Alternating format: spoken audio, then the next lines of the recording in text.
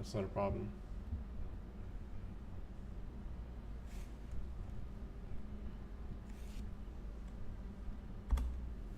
Nice. Dang, I remember you saying that. Just dip your computer in the water. It'll be a lot colder at that point. All right, fun facts.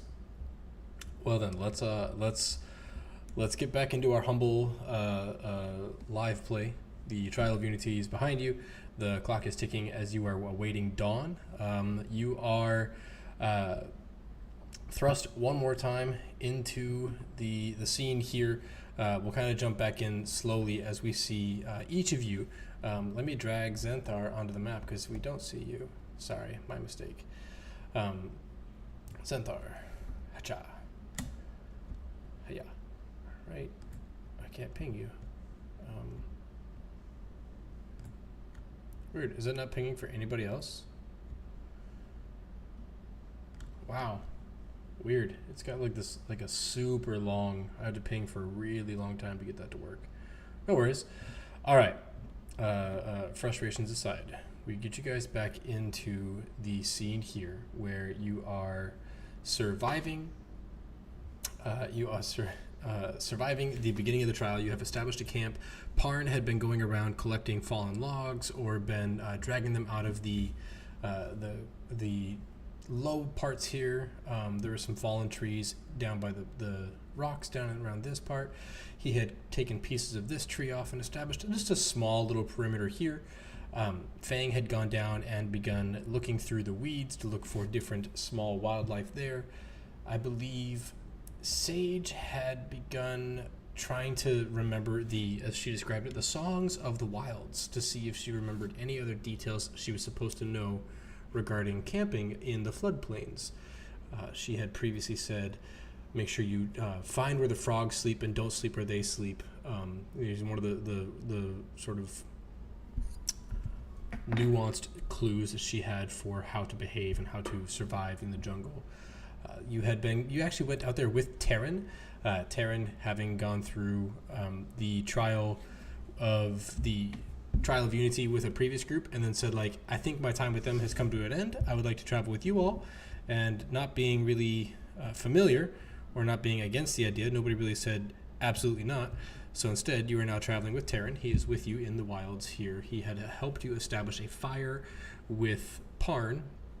We had done that since last session in the RP channel. And then I think we saw Lorelei trying to play some calming sort of it was something not really like lively, but not really quiet. Just like, okay, let's have some ambient music to go with our nerves to see if we can get a more comfortable rest. We did discuss that the rests going forward, we're going to come in we're going to come in lots of trials, and you guys are going to be permitted to spend more of your character abilities doing these rests in the future.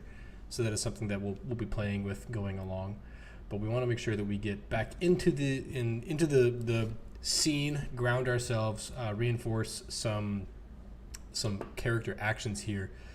I don't really want to do the YTtR, tell us why you weren't active last week, because we kind of played you as being like, you were active, you just weren't talkative. So we're not going to do the weirdly enough you had a mental lapse and just shut down, because that's not as exciting for us. It's too hard to explain away. So instead, the scene being what it is, why don't you all really briefly get us back in, help us understand what this scene looks like for you all.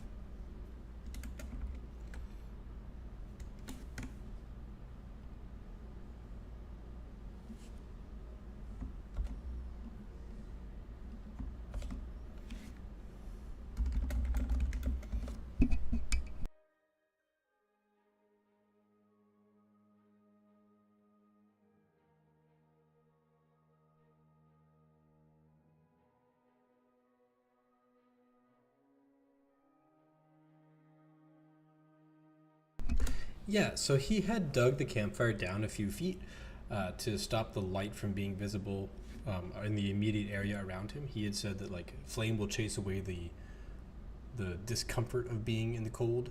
It'll also help with different things like cooking food, but we don't want to be a beacon in the night for other things to find us. So he said like, let me, let me bury it down so we can obscure it a little.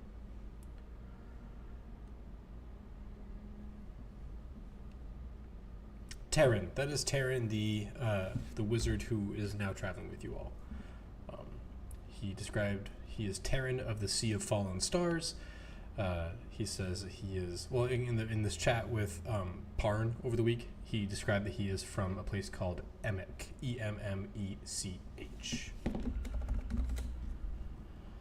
Yes, he's the one of the green robes that you had lunch with at the very beginning.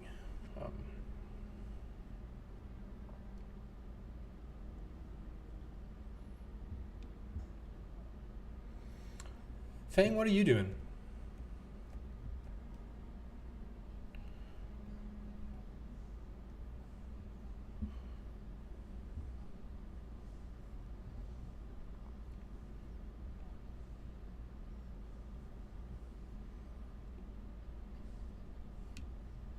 Column style.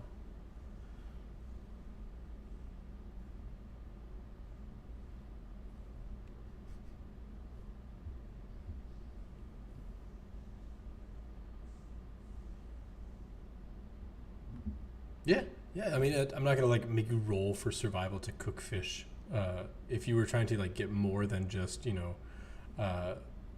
if you're cooking toxic fish, or if the challenge was more than survive for a night, maybe we would turn up the difficulty on that. But for now, it's less that and more. You're just searching for comfort, right? I'm gonna cook this fish. It's gonna be a little bit less terrible than raw, slimy, grimy fish. So, no punishment there.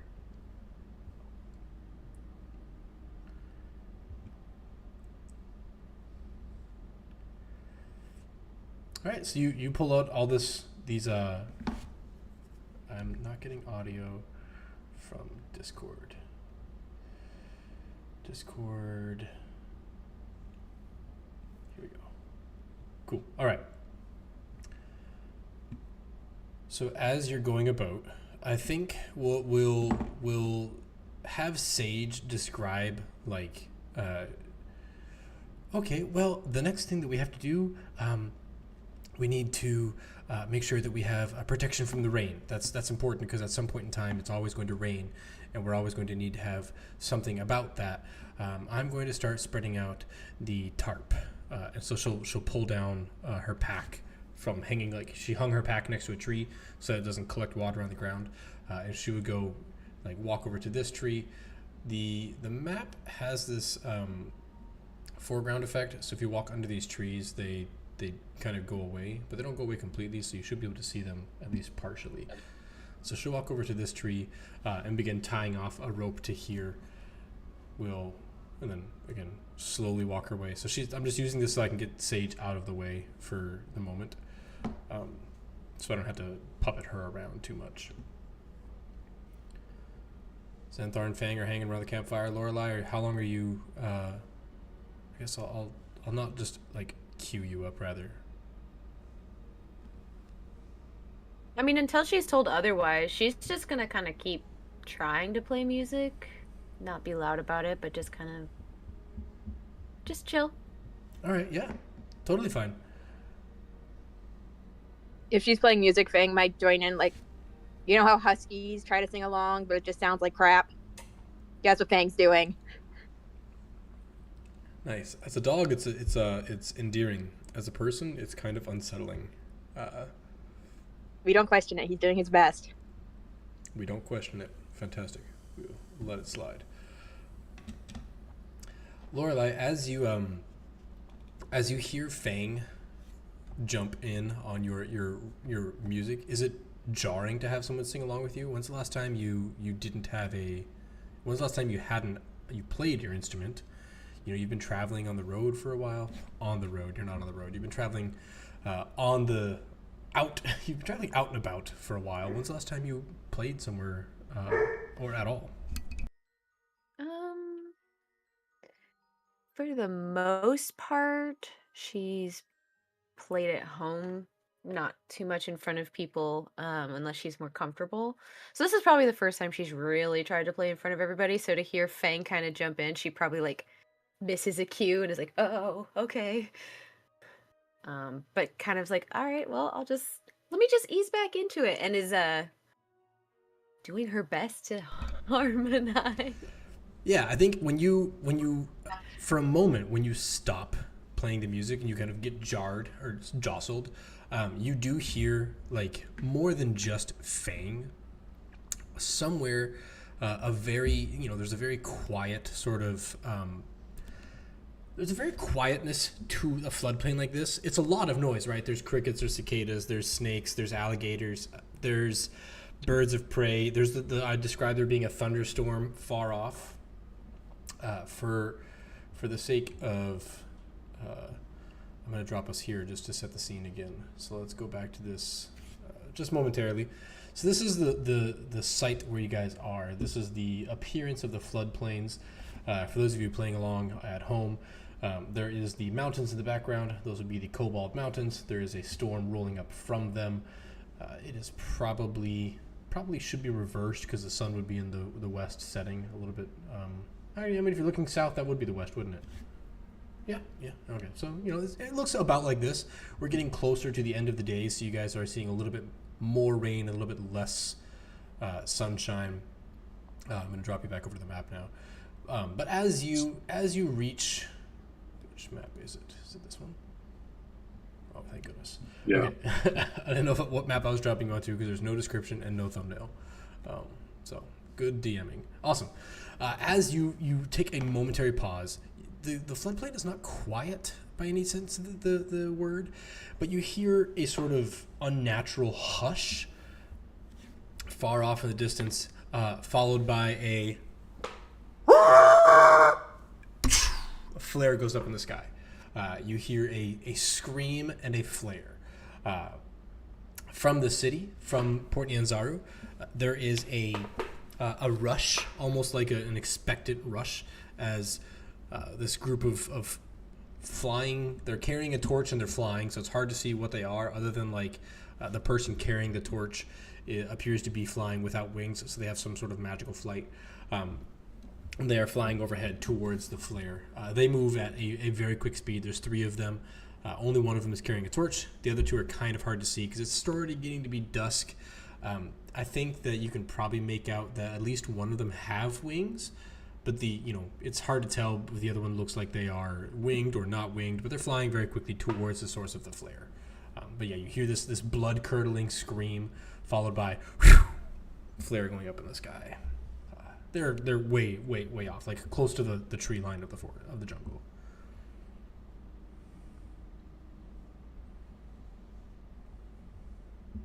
That didn't sound all that good. No, I'd rather think it didn't. Well, that's one group down, or at least one person. Suppose that bodes well for us? Or not. Suppose whatever's out there might come for us next.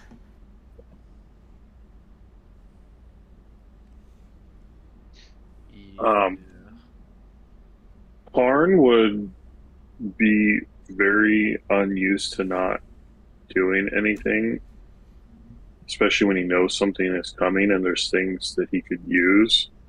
So he's going to be trying to take any sticks that he can find and turn them into spikes. Spikes? For means of like difficult terrain, just so I can know mechanically what you're shooting for and I can try to match it. Yeah, so I mean, let's say change color. Like, just have them here so that anything that comes up from there is going to have to go through them. Okay. Or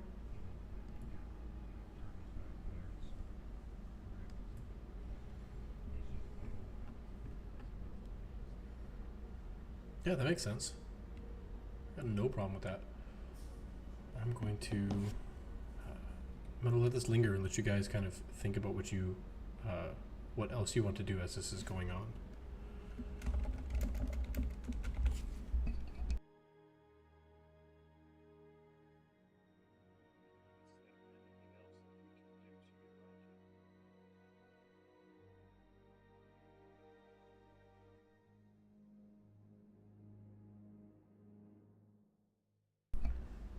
Now would be a decent time to mention your character sheets should have encumbrance on them.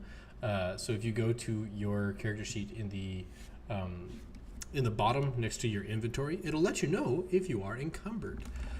Due to the jungle being difficult, just in general, we're going to be using the variant encumbrance rules in the DMG. So you don't have to worry about any of that. Nice and simple. Your character sheet is going to tell you if you are encumbered. I think it should tell you the rules of encumbrance too. Like if you're lightly encumbered, you have speed. Yeah, thanks, Malcolm. I couldn't quite remember what the rules were of encumbrance.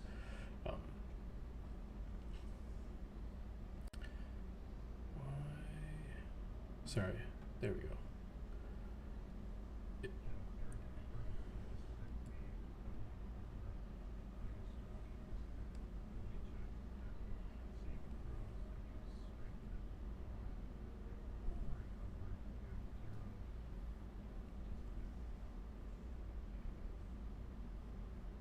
Okay.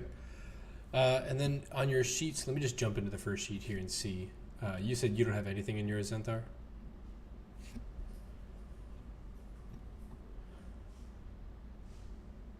Oh, yeah, you're right. It doesn't have anything about that. So we would have to look it up. Frustrated, but that's okay. We'll learn it over time. So with that being said, you don't have to be encumbered all the time. You could just drop things from your pack. Anything you're not carrying. For instance, if you're not walking around with your iron ingot, you don't have to be carrying your iron ingot. So use on the left side of your inventory, there are blue check marks. You can just, there you go, untick any of those that you want to drop, and your character will all of a sudden drop those things. In the future, just try to keep yourself austere or honest about it, so that if you drop something, it'll go a long way away from your pack. Just try to remember that you don't have it. If we need to, down the line, we can start like typing it out in chat that like, oh, I dropped my blank over by the blank.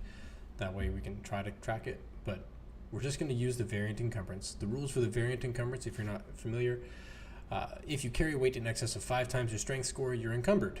Drops your speed by 10. If you carry weight in excess of 10 times your strength score, you are heavily encumbered, which drops your feet by 20, and you have disadvantage on ability checks, attack rolls, saving throws.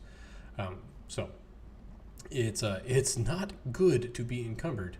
Let's see. Why is yours rating so ridiculous? You're still encumbered? That can't be right. He took everything off and he's still encumbered. Yeah, that can't be right. No, he unticked the armor, so his armor class is 12. He unticked everything and he's still encumbered.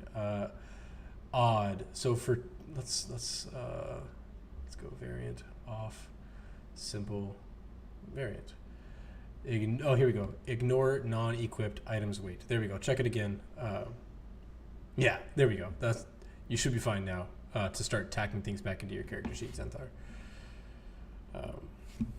Yeah, so let me go through and just go ahead and make sure I get that to everybody else's sheet too.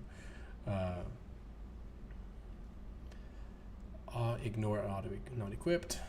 Parn, ignore non-equipped. There we go. Lorelei. I love that name. It's such a pretty name. Not because of you. I've long liked that. Except my wife has a friend named Lorelei. They go by River now. But I'm like, as soon as I learned her name, I was like, Lorelei. Isn't that the thing in the river that kills people? And it is one of the names for the River Witch. So what a tragically beautiful name. Okay, I got all you guys figured out on your encumbrance. That should automatically track if you tick it off of your sheet now. So as this moment of dread with the scream and the flare going off in the distance, you see 2 more flares. No screams this time. Just again flying way off in the distance. They're not close to each other. It's like they're maybe 200 feet or 300 feet from each other and like 800 feet from you guys. They're quite a ways off, possibly even like 16 to 12,000 feet away from you guys. It's long distances off in the dark. as the sun is beginning to go down. The sun has gone down over the mountains, over the trees. You're just in that last like twilight hour of the day here. The rain starts to pick up a little bit more. I turned the rain effect off because I don't want to kill Malcolm's computer before it has to die. Well,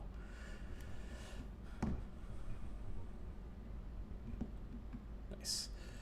I gotta off scene. We'll work on your computer together. Okay, let's drop some rain. Cancel. Let's go to the foreground so I don't make my life more difficult because I don't mess with the foreground too much. Okay, so we'll put some rain on the map, just for effect. Funnily enough, it only rains in the middle of the map. If you scroll to the edges, it's not raining. Just go over there. It'll be like your own little personal rain cloud that follows you around where you go. So, as these screams start to go off, the flares start to go up, there is a increasing sense of sort of unease. You can hear somewhere less far off, but still somewhat close, or still somewhat far. You hear the familiar of Quetley Knox calling out commands to their group. And as you look over in that general direction, it's probably the last thing you see before the light is lost on the day, that Quetley is flying around the area. They are up off the ground, sort of flying, swooping these giant circles, and they are barking down commands to their group.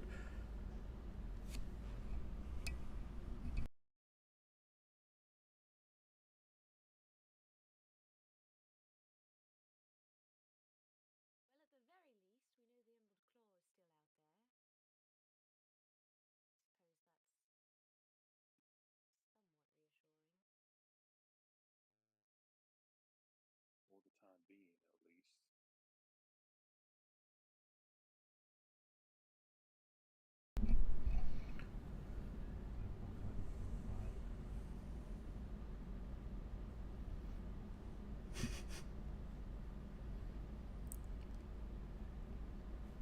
Almost as if on cue, the reeds down where Fang was fishing, you hear sort of like the reeds. There's wind all around. The rain is falling a little bit and moving some of the reeds around, but this is a much more concentrated, like chink chink chink. It's like there's like this shifting of reeds against reeds down by the river. There's sort of these hollow cattail reeds, so they make a pretty loud noise when it happens. And there's a noise down there as one of these little dinos that you've seen before kind of pops out, and you see it. Hey, I know. I'm just gonna be totally honest. I don't know that dino. So maybe it is, and I just don't know what it is. Pagomastic. It looks like one of the ones that you saw running in the race. Little speedy velociraptor, or maybe Compsognathus, or some kind of small little carnivorous bipedal dino. And you notice it has like in its mouth half of an eaten fish. The fish is still kind of like twitching a little bit on the lower end, and it doesn't really jump out to you. It jumps out like it's found its fish, and it's like chewing it, and it looks back. It kind of looks back into the reeds, takes a few more steps towards like out in the open, and you see another one of these little things pop out behind it. Wait, where's my other one? And it looks like the first one is running from the second one, as the second one is like chasing it down to get its fish. So you see these little things. They almost don't take note of you guys as they run down around here. They jump into these reeds here. Shunk. This one runs behind. Shunk. You just see, like, you still hear them kind of sputtering and spluttering around over in the water and in the reeds. There's just very subtle movement going on. A little bit of, not subtle, very slight movement going on. There's some life in this area. Again, they don't take note of you, at least not visibly, as they kind of run around. You can hear them running down through the reeds now. Possibly you would see them pop out into the waters here. But they appear to be running around. Neither one of them has the fish now. They're just like running through this gully.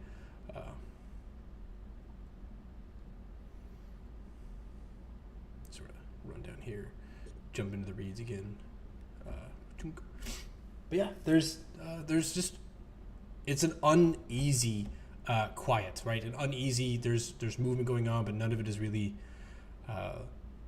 as threatening as setting a flare up off in the sky. How long what do you do to pass the time of this? Because again, it's just barely sundown, and you're going to be here till sunup. You have a long night ahead of you.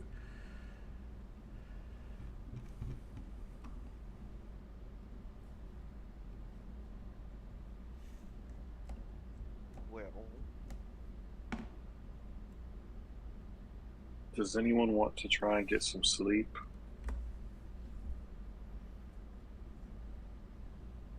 I mean, I would love to. If no one is opposed to it, I'll just scurry over and go lay down.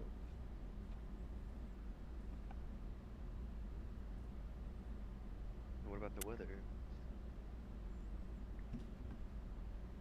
Well, it's Didn't Sage set up weathering. the tarp?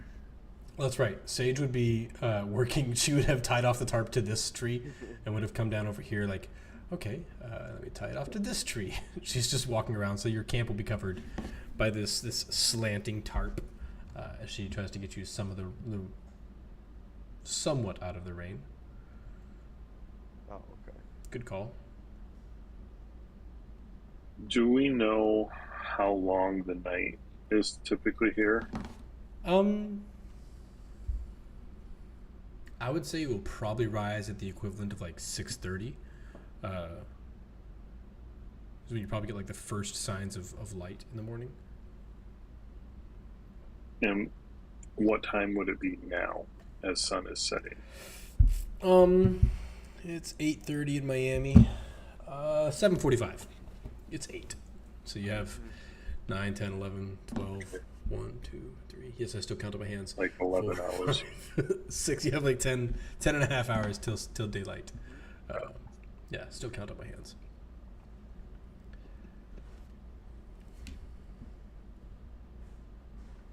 Well, hearing no objections, Lorelai's going to make her way over to the driest corner and roll out her bedroll and lay down.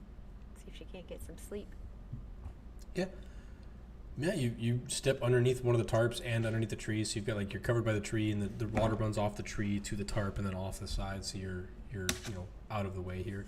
Sage will run over and she'll take the edge of the tarp and drive a piton into the ground so that it creates this gradual sloping down, so the water all runs past you guys into the water here, so you don't pool up water on the tarp itself. And then she too will go and grab a rest. So I'm going to, so I don't have to pilot her anymore, I'll lay her down. If anyone else would like to go to rest, I can stand watch for a while. Yeah, I think since Lorelai was the first one to lay down, he's like, oh, okay, we're going to bed, and he's gonna go right over to her, do a little spin, and then lay down like half on top of her.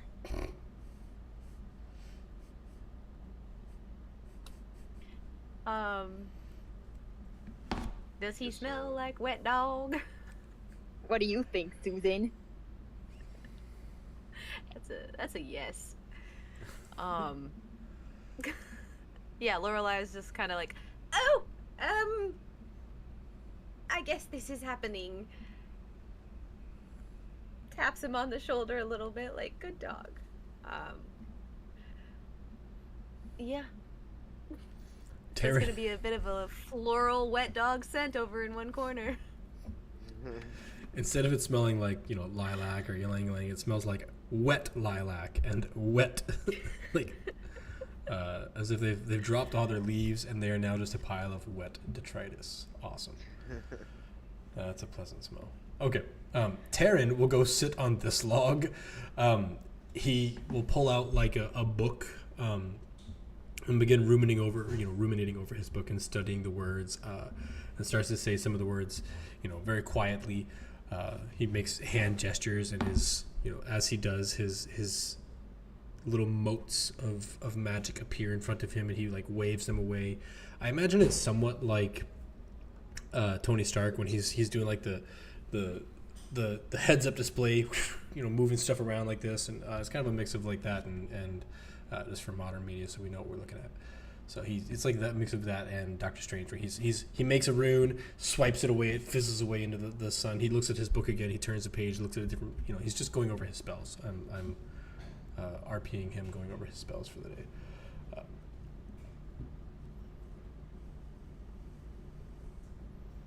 So at this point, it's just Zenthar and myself, right? That's correct. And where's your raven at, Fang? What would you do? What would your raven do if you're asleep? I mean, assuming it's got its food already, it's probably gonna just go hang out in a tree. Because I don't imagine it'd want to hang out on the ground. It'd probably want to be high up still. Go hang out in this dead tree over here. It doesn't want to get rained on. It's gonna go hang out in this tree, under some canopy. So the banana tree. It's gonna hang out in the banana tree.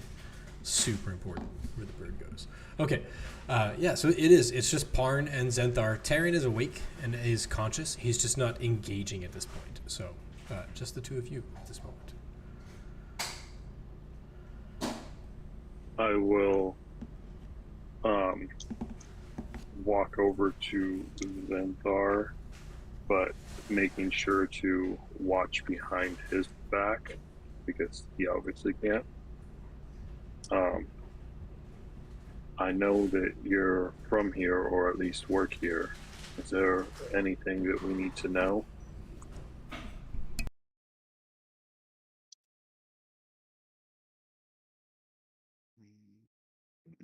I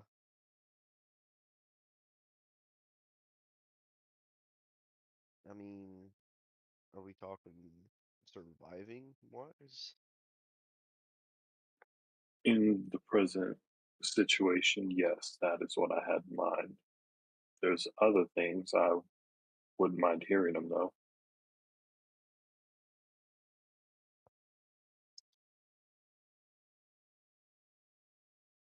Well, usually it's not involving watching others. Usually just my own back I had to watch. I'm still getting used to it. Otherwise, I feel like we're sitting ducks. Don't like it either. Personally, I would vote for sharpened defenses if we're sitting out in the middle of the night, especially with whatever that was. Yeah, and I think it's a good time to bring that whatever it was back into it. As like Lorelai and Fang are trying to buddy up and sleep, as Lorelai's trying to sleep and Fang's buddying up and sleeping, we hear another one of these, and there's no flare, just to punctuate the moment, as movies oft do. How close was that one? 500, 600 feet closer, but not like it's coming at us. No, it's like, and it's not a straight line, right? Sometimes it's over here, sometimes it's over there, sometimes it's both these directions. It's all pretty far away, but it appears like as the dark is settling in, whatever predators there are out there are getting a little bit more bold. As it does get darker, you do see signs of like fires dotting the horizon. So you can start to identify like there's 50 or 60 different groups camping out here. And as we do that, we're going to drop on the darkness. As the camp does get darker, but you guys have a fire, so yours is put off a little bit.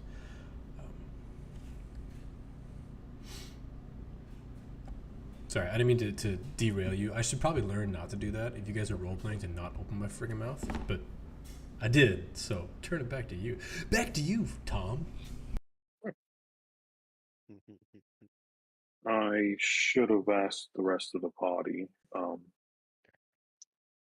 I would assume that you could see in the dark. Perhaps. I didn't think to ask if the others could.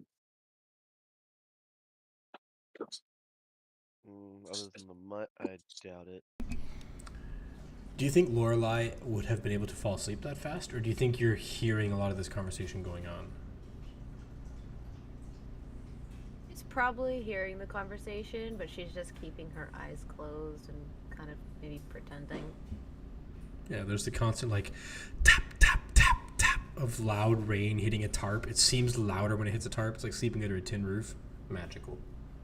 What I wouldn't give for a tin really roof is. rainstorm right now. But yeah. All right. Well, Parn and Zenthar, and Terran to a lesser extent, you would hear that same sort of rustling in the. I see you measuring Zenthar. Did I get your dark vision correct? That's what I was trying to figure out. Okay. So let's see. Dark vision, you should have 60 feet. Dim light within 60 feet as if it were bright light. Let me view as your token. I was gonna say, because I can see way out of here. Oh, nice. So let's. Yeah, that's where I can see too. Let's figure. Oh, the fire. So the fire is going. No. Yeah, I gave you 120 feet. My bad. So you should have 60 That's why I was feet. like confused. There we go. Okay, Zenthar's that's blocked better. a lot better. Parn, 60 feet, and then I gave you another 30 feet. So Parn, that should look better for you, except you're inside the fire. Well, not in the fire, but you're in the fire radius. So if we drop you, say, like over here, in this sort of like... Yeah, I just... Okay, much better. Let me save your token, Zenthar. Cool.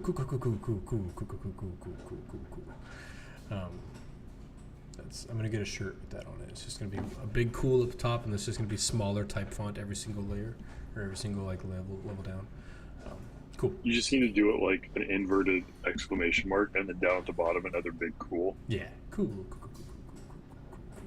So, anyways, that's what it'll say on the bottom. So, anyways, awesome. I'll sell 0 of them.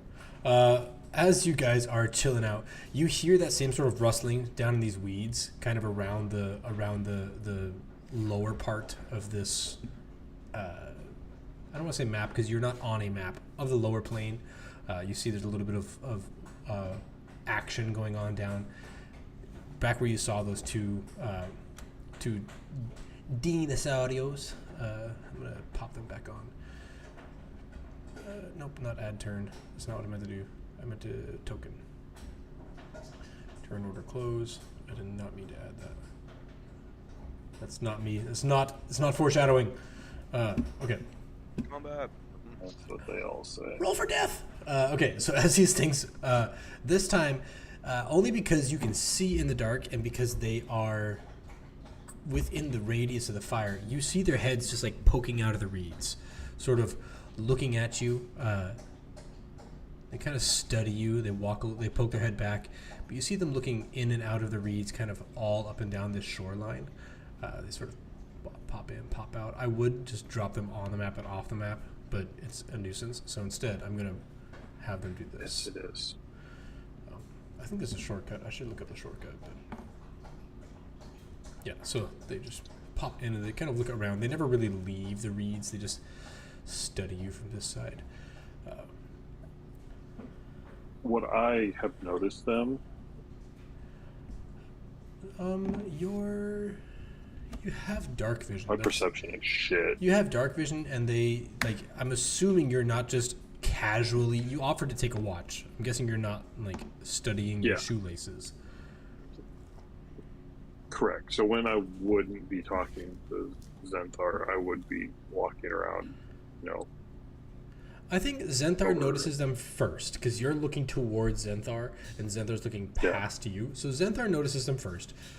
Terran seemingly makes no notice, like no sign that he notices them. He continues perusing over his books. At some point, he would like close his eyes and just sit very quietly, holding his book in front of him. Fingers like moving over as if he were reading Braille. Fingers moving over the words in the pages. He makes no notice of the little dinos. feel like Zenthar would just constantly be on alert. It's like if he was talking to Parn and you heard, or if not saw, he would just snap and like look at it, just like kind of like watching. Yeah. So his reaction immediately telltale for you, Parn, that there's something he's looking at. You take a look over there and you see these two dinos in the same place they were earlier, kind of stretching and then moving around. Yeah, that was unsettling. I didn't like that. Eventually, they would, if you did not engage them, they would tuck back into the reeds. Do we need to worry about those little ones? Not unless they call their mother.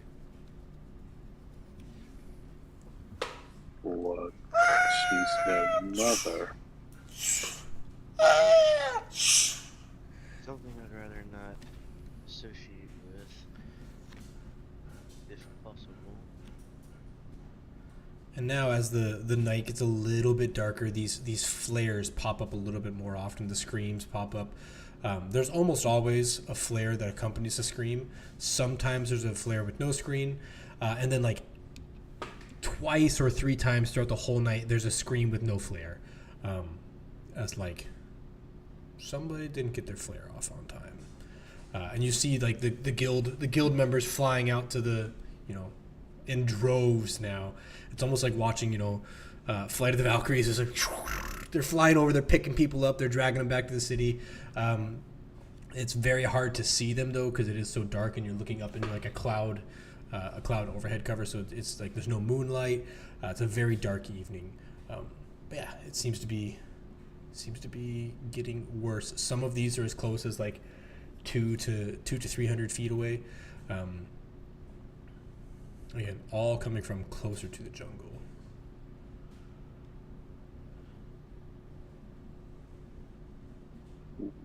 What is their mother like? Couldn't say. Never met. Yeah. Why would you be worried about their mother? Well, something's gotta feed these little things.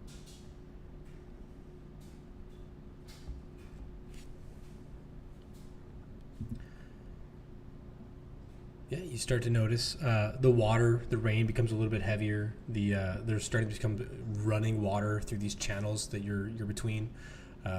Those of you who are resting, it's maybe been 10, maybe 30 minutes since you went down, just with these dinos darting in and out. At some point in time, you notice there's less of a sound in the reeds and more of a sound in the bushes. But you know that means like there's water behind them. They can't retreat into the water anymore. So they're a little bit closer, pressed a little bit closer to you.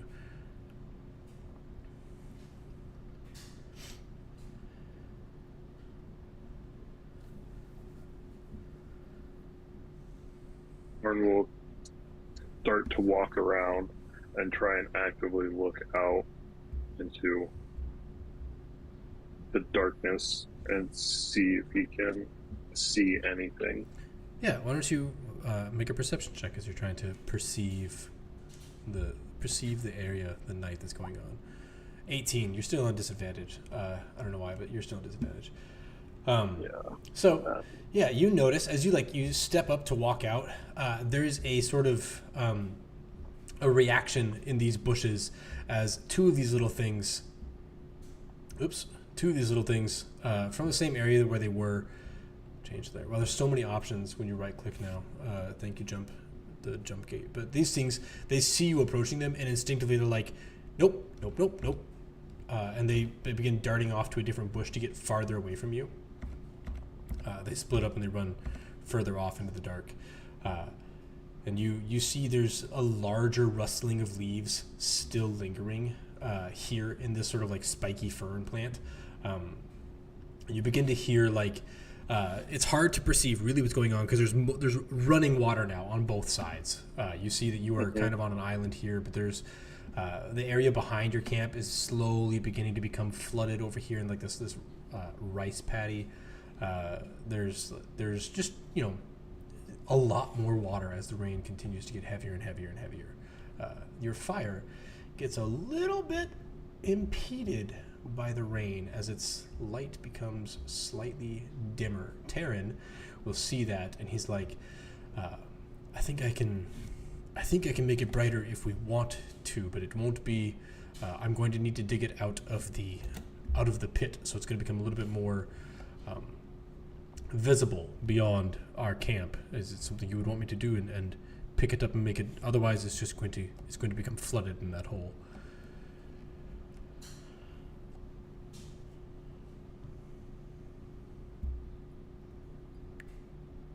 Arn will hear this and kind of look towards the rustling that he heard over here, and take a step back just to be able to talk, but still looking over there. What do you think Zensar?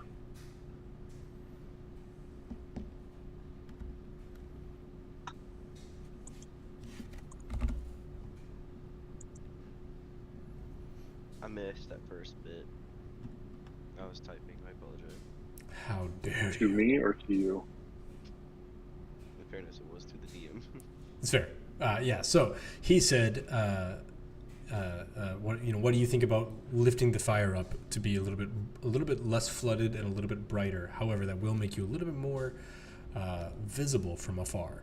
And you kind of you see I'll be a little bit more visible, and you see these fires the whole of the night is very dark, but you see these fires punctuated across the distance of the landscape, as lots of people have campfires. It's one of the first things you have to do in a survival situation. So there's lots of people with these. You see some of the flares coming up from the campfire sites, and you see some flares coming up from non-campfire sites, so it doesn't appear to be any correlation between it. But again, Taryn, the wizard with you, would say the time for decision is coming soon. Our fire will be extinguished by the rain if we allow it to sit in this basin. I will need to excavate it and set it aloft.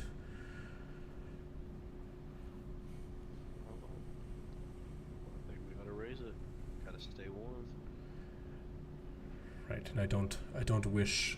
And he looks around at the sleeping people. I don't wish your party to be completely blind out here. So he will go and stoke the fire. He goes through the process of excavating the fire, lifting it up to make it a little bit brighter. Lifting it up, it's not as concealed, but it gives off a considerable more amount of light now, as it is no longer trapped under this. He dug it in before, right? It's no longer dug in. It's now up above, so it's much more visible. With that, you hear a sort of.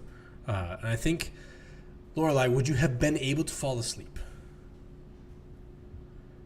I think eventually I would have, especially with Fang being curled up next to me. That extra heat she would probably get drowsy and drift off. I gotta be honest, I feel like Sage would think, oh yeah, friends, great, and she would come sleep by you, because her whole thing thus far has been she thinks the trials are to make friends. So I feel I feel like she would come and sleep next to the two of you, thinking this is what friends do. She's never slept next to. She's never had friends, so this must be what they do. So you have A little Lorelai sandwich, perfect. Yeah, you have a wet dog human on one side of you, and then a jungle human on the other side. I don't know which one smells more like the jungle. We'll leave that to your olfactory bulb and your imagination. Okay. And they're all next to the fire, so at least you guys won't be damp. You are the closest to the fire. With that, I think Zenthar then has the highest passive. It doesn't really matter because you're both being active about your perception checks here. You do notice there is a larger rustling in the leaves over here as it tries to be sneaky. Over where? I'm going to pop it out on the map. Okay. Let's change layer tokens. As this bigger dino and two little ones pop out. Change layer tokens. Change layer tokens. Dang gummit, and adding turns when I don't mean to. Change leader tokens. Okay, so this little dino and these two bigger ones pop out, and they are trying their best to be sneaky and like walking around here to where they see like a pack, and these two little ones begin like rooting around inside the pack, like looking for food, looking for rations, and the bigger one sort of like walks around and looks like crouches down behind this log, but because the two of you are like actively looking for it, you see it. It's not big like a 5-foot dino. It's still like a Labrador-sized dinosaur. And it's Say dog. yeah, it's a dog-sized dinosaur, and it's tucked back behind this log, very low to the ground, still bipedal, but like the camera would just see its little fingers creeping up on the edge of the log like this, and its head would poke up and kind of look over the camp. Like Gollum. Yeah, essentially, yeah, that's a good reference. It would just be like,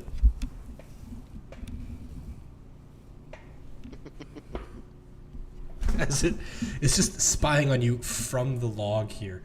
These two little ones are not And I being pet that that careful. dog. Yeah, these two little ones are not being that careful. They're like, well, as soon as they find the pack, they're digging. They're running through the pack. Taryn looks at them. Centaur, Go ahead. do you think we should stop that?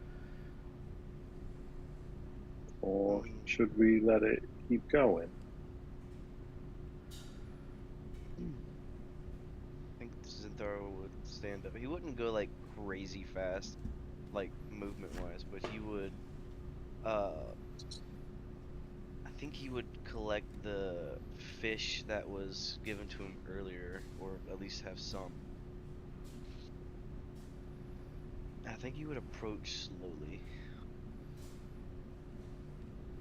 Yeah, the one that's spying on you kind of looks at you and it's like, it's like starts to bark out to the other dinosaurs, and they sort of look up at you. One of them pokes her head up and has I'm just gonna say that Sage left her pack over there because she's not here to say she didn't. It has one of her potions in its mouth, and it's like, it's the equivalent of this giant potion bottle. Now, we described her potion bottles as being made of, some of them are like tied flesh bags. So it's holding this tied flesh bag of a potion bottle. It's like,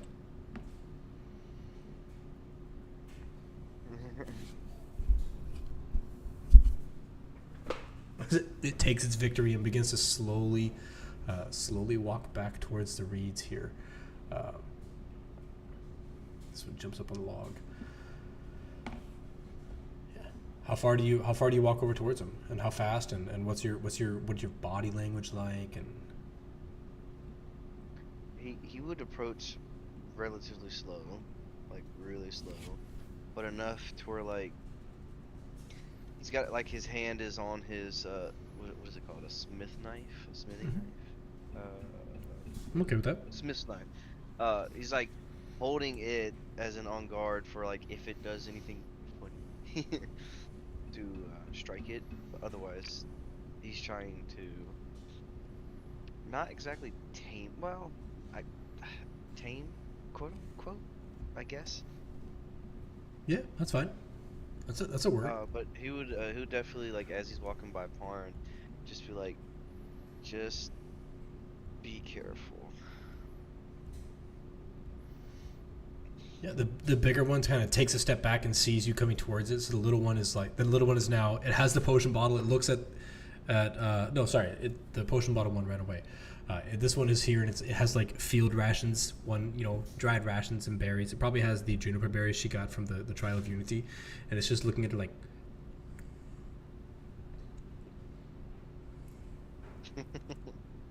As Zenthar is walking towards them, I'll kind of switch positions with him so that the backside isn't completely open. As you walk over there, you see there are 3 of them.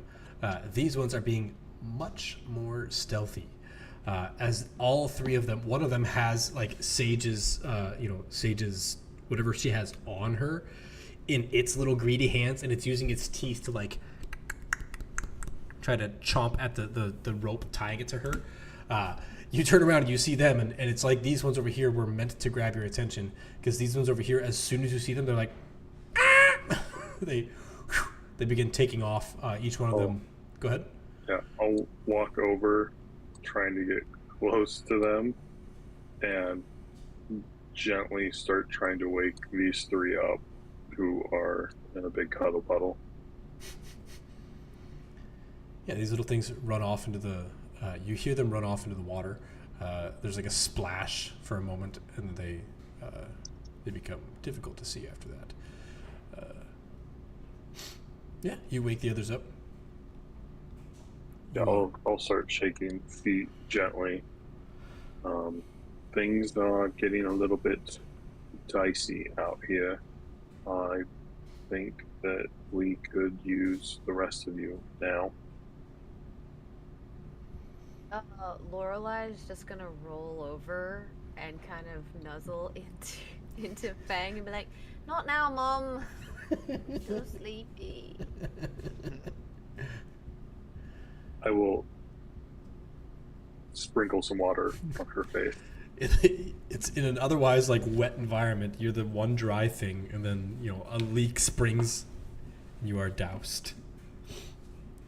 I like imagining that Parn just like grabs the tarp and it's like it's just a deluge. Like I don't know if you're tall enough, but that's how in my head Parn reaches up and grabs the tarp and is like, "Oh yeah, just a few more minutes." Like, Oh yeah, as soon as the water hits, she's like, "What is happening?" They were literally stealing from Sage, the little dinos, while Does you she were have just anything sleeping. worth stealing? Oh yes, her favorite stick. I mean, I think that's okay. We might be able to find her another stick. Friends with a different stick.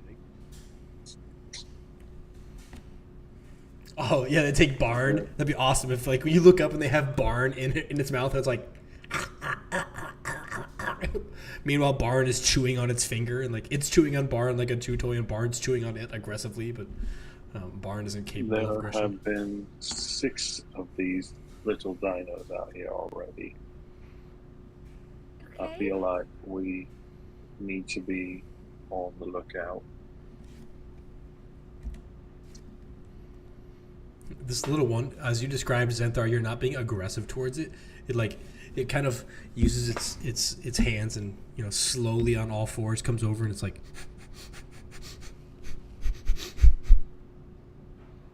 puts its little greedy hands on your dagger and it's like just try to wrest your dagger from you. You just move the fish to it then. Yeah, it lets go of the dagger and grabs the fish and like just bolts, like pew, into the weeds it goes. All of this punctuated. This big one will then, as all of its littlies have gone away, will dip back in. Yeah, all of this punctuated by the screams getting closer and closer. You now hear like Quetley and gang, the Emerald Claw. You hear Varga. Definitely like the gruff, I described him as a Crimson Dragonborn, Varga Flamebrand, as he screams out, "All right, you bitch!" And like you just hear squelch as his axe cleaves into something, followed by like as the Quetley is barking orders or sending out, different commands of whatever from the top. Taryn stands up, folds his book, tucks it into his coat, and he's like, "Right, I believe we don't want too much attention. Are we going to clear these things out, or are we going to? I defer to your decision, but I am at your beck and call." Well, it seems they've all left. Am I correct? Have you ever seen one cockroach? I don't have cockroaches. Have you ever seen one ant? Yeah, no. Right. And he's just like, like molding. You see fire coming up in his flames in his hands already. He's like, right, nor have I. As he's just at the ready. Tell him to cook something. He's going to cook something. And it's not a fish on an open flame. With that, you are greeted by the sound of barking dinosaurs, barking dog type things, as they all sort of look at you from the reeds, and you see them pop up in full force here, as they have kind of worked their way around your camp, and they begin all sort of slowly, like doing that sort of dino serpentine walk, as their head moves side to side, but their body their head stays very trained on you, and their body behind it kind of does this walking thing. So they're looking around at you, looking around at your packs, looking around at any sort of food you're hanging. They see, like, you look over, you see that Sage's bag, which I had previously described, I forgot, was up in the tree, has had like its straps have been like ripped off. So the straps are in the tree, but the pack itself has been spilled on the ground, as these things are now like scavenging that.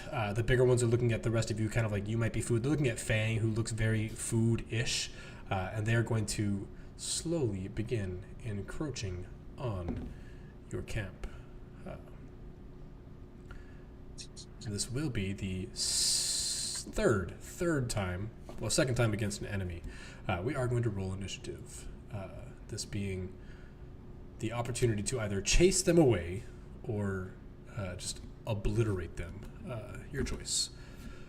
But we're going to roll initiative here. Do I have... Please work. Heck yeah. I don't have to roll those independently. Would we have had time for a short rest? Or was there not enough time? I do believe there would have been enough time for a short rest for Fang, Lorelei, and Sage. Okay, then I'm just gonna... Yep. Okay, roll actually. Nice. Get some health back. Oh, I did 2GM. Oops. That's okay. I can still see it. It still pops up in the turn order. I've got Zenthar, Lorelei, Parn, Fang. Roll your initiative, Fang. I shall roll. I'm getting through it. No. Roll it now. There you go. Okay, I did it. Initiative for Terran.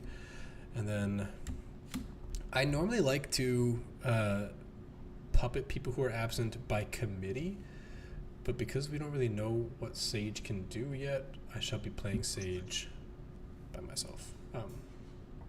Okay. Or, you know what? We'll just take Sage out of it. Sage is immune to damage this time. I'm going to move her up here. Throw her to the front. Throw her to the wolves. On you now. Throw her to the wolves. She's my body armor. Okay. She has plot armor for the next 8 minutes. Okay. Let me change something here. Ka-chow and ka-chow. It's an appropriate volume. Okay. Change something here. All right. With that, Zenthar, you do manage to get the jump. You're at the ready. You were prepared for this. You knew they were coming for your goods. You have first act in this combat.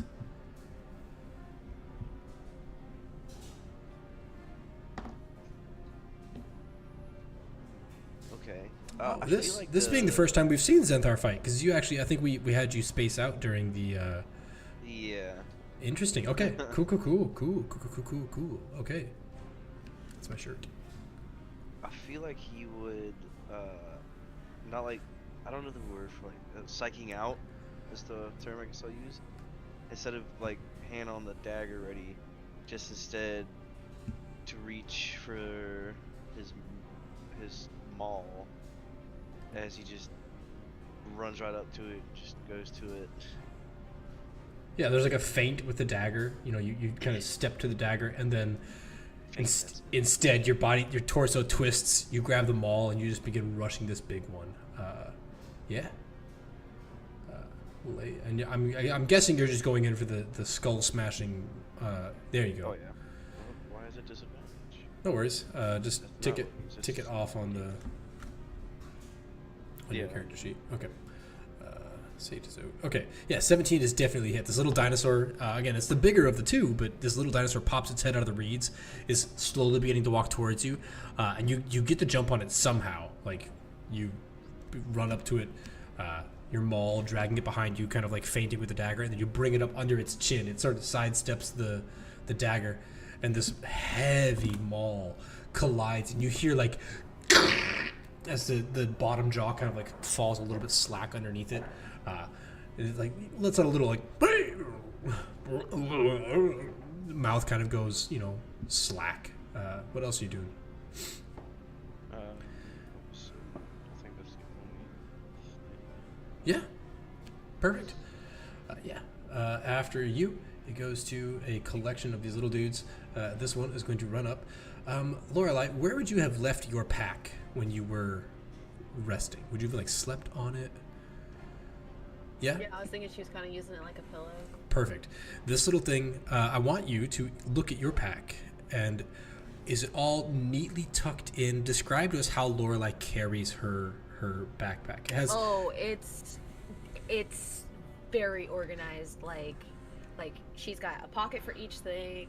It's very well tucked. It's very like brand new.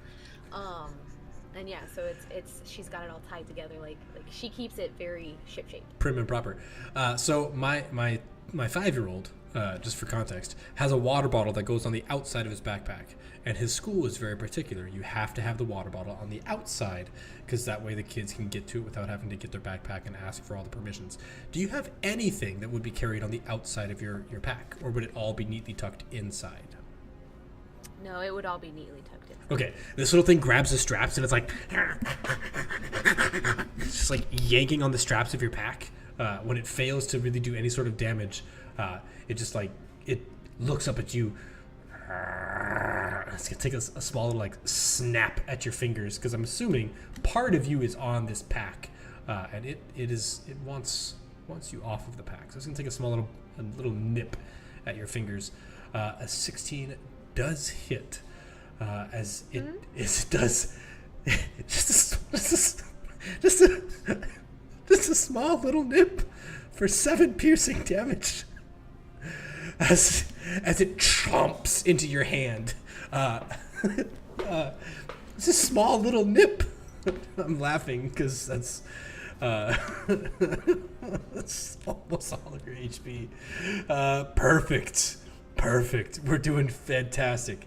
As I quickly start calculating how many dinosaurs are on the map. Okay. I'm not nervous. You're nervous. This thing that you whacked with the maul. Sorry, I need to do this. Okay. No! Shucks. All right. Everybody put your... Zenthar was 21.14. Man. There was 5 dinos in the middle that I didn't get exactly. Fang was 15. Okay, let me get Dino. Oh, this is such a shame. I've done such a bang-up job. Okay, Zenthar was first. Add turn. 21.14. Add turn. 21.14. There was 5 dinos after that. I can did see the rank dinos. each specifically. I can see the dinos. So I've got... Fang was at 15. Wait, this one... I've got 2... Man, don't do this at home, kids. Don't flub it up. Okay, we'll do number 4. My 1 saving grace is they all have actual numbers next to them. Number 2. Man, shame on me. 21. This one is 21. This one is 20. This one is 20. This one is 19. This one is 0.02, 17.02. Okay, you saw it on the YouTubes. Yeah, Okay. I had it wrote down. Fang is 15. Fang is 15. Add party. Add turn. 15. Sorry, everybody. Mild setback. Lorelei. Was 10. Terran. 13. 13. There was another dino that had a 14.02. Okay. Ooh, man. So I built a macro, and unfortunately, it also clears the turn order when I start it. So Another dino had a 10.02 right ahead of Lorelei. we're gonna do this. Instead, we're gonna simplify this. We're going to do so. There's another version of D&D that does party and enemies, and that's what we're gonna do since I messed this up, which allows you guys to sort of coordinate your attacks, allows you to choose if the bard wants to go before everybody or after everybody. I won't normally do this method of combat because I prefer things to be in order, but until things change or until I don't do that again, we're going to try this combat system out. That way, how it works is you guys can, again, coordinate, you can give out commands, you can organize your combat, you will all go, and then the dinos will all go. I don't like doing it this way, but I'm going to do it this way for today. So, Zenthar, you have already gone. You're the only person on the party who has gone. That means that I need to get Parn in there. Cool. I had 4. If it matters. So it doesn't matter anymore. It is party. So the party's turn. In whatever order you all choose, you may take your turn. Zenthar having already gone. This unfortunately does still mean that Lorelei did still lose 7 hit points off that bite attack. That is not being undone. So, please, I turn the floor over to you all. Are Fang and Lorelei still on the ground? I think so, yes. I mean, Yeah, Fang's up. I He got haven't up. stood up yet. Fang was up pretty much right away. Yeah, so on your turn, you can stand up right away. offer his hand to help Lorelei up and get her behind him. Okay. Any other actions on your turn? I mean, once she's up, I'll take a swing at the little thing right in front of her. Okay, the one that like chomped her for just a small 7 damage. I'm sorry, Lorelei.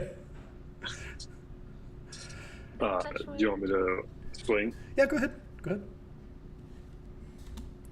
ahead. A 17 is definitely hit on this little thing. For 15. Yeah, as it like sticks its head out to grab Lorelei's hand, you bring the axe down, and the little hand, the little head that was on your hand is no longer attached to the body. As it just like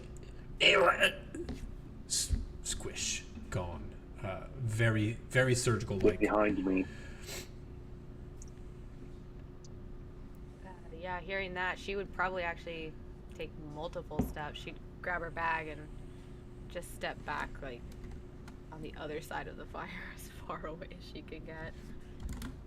And she would probably... Yeah, she would probably give, as her bonus action, give Bardic Inspiration to Parn. Similar to last time, just,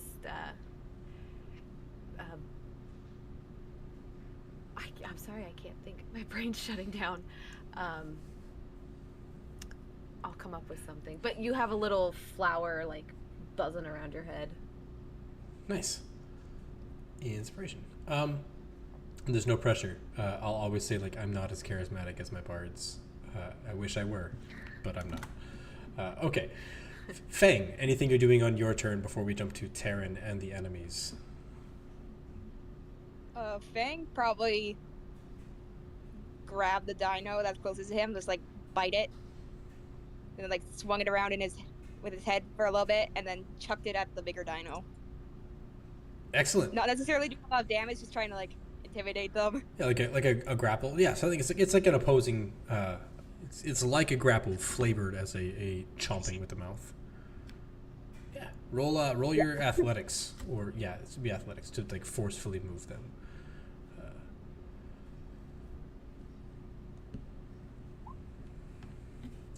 Yeah, you don't look that strong as you're trying to do it. You manage to like kind of like move it from here to here to there, But it's like as you try to chuck it at the bigger one, it kind of like does a little, barrel roll ish. And writhes out of control into this space instead of being thrown at the bigger one. It definitely looks bothered by being thrown by you, and it like doesn't like being grappled and meringued around. So it definitely like kind of takes a step back and looks frustratingly. This big dino nips at it. And then Terran. Terran will lay his hand forward. I already mentioned he was doing the Shoryuken. So he is going to firebolt one of the bigger ones here for some fire damages for 10. Right away, this dino is going to run this one here is you get like smashed by Zenthar. It's going to jump into the water and attempt to make it to the other side. When it hits the water, who can see that space? Parn can see it. Terran, Lorelei, you can all see it because the fire is giving off that light. You notice it hits the water, and there's like a snapping of teeth and gnashing of like splashes as it goes underwater.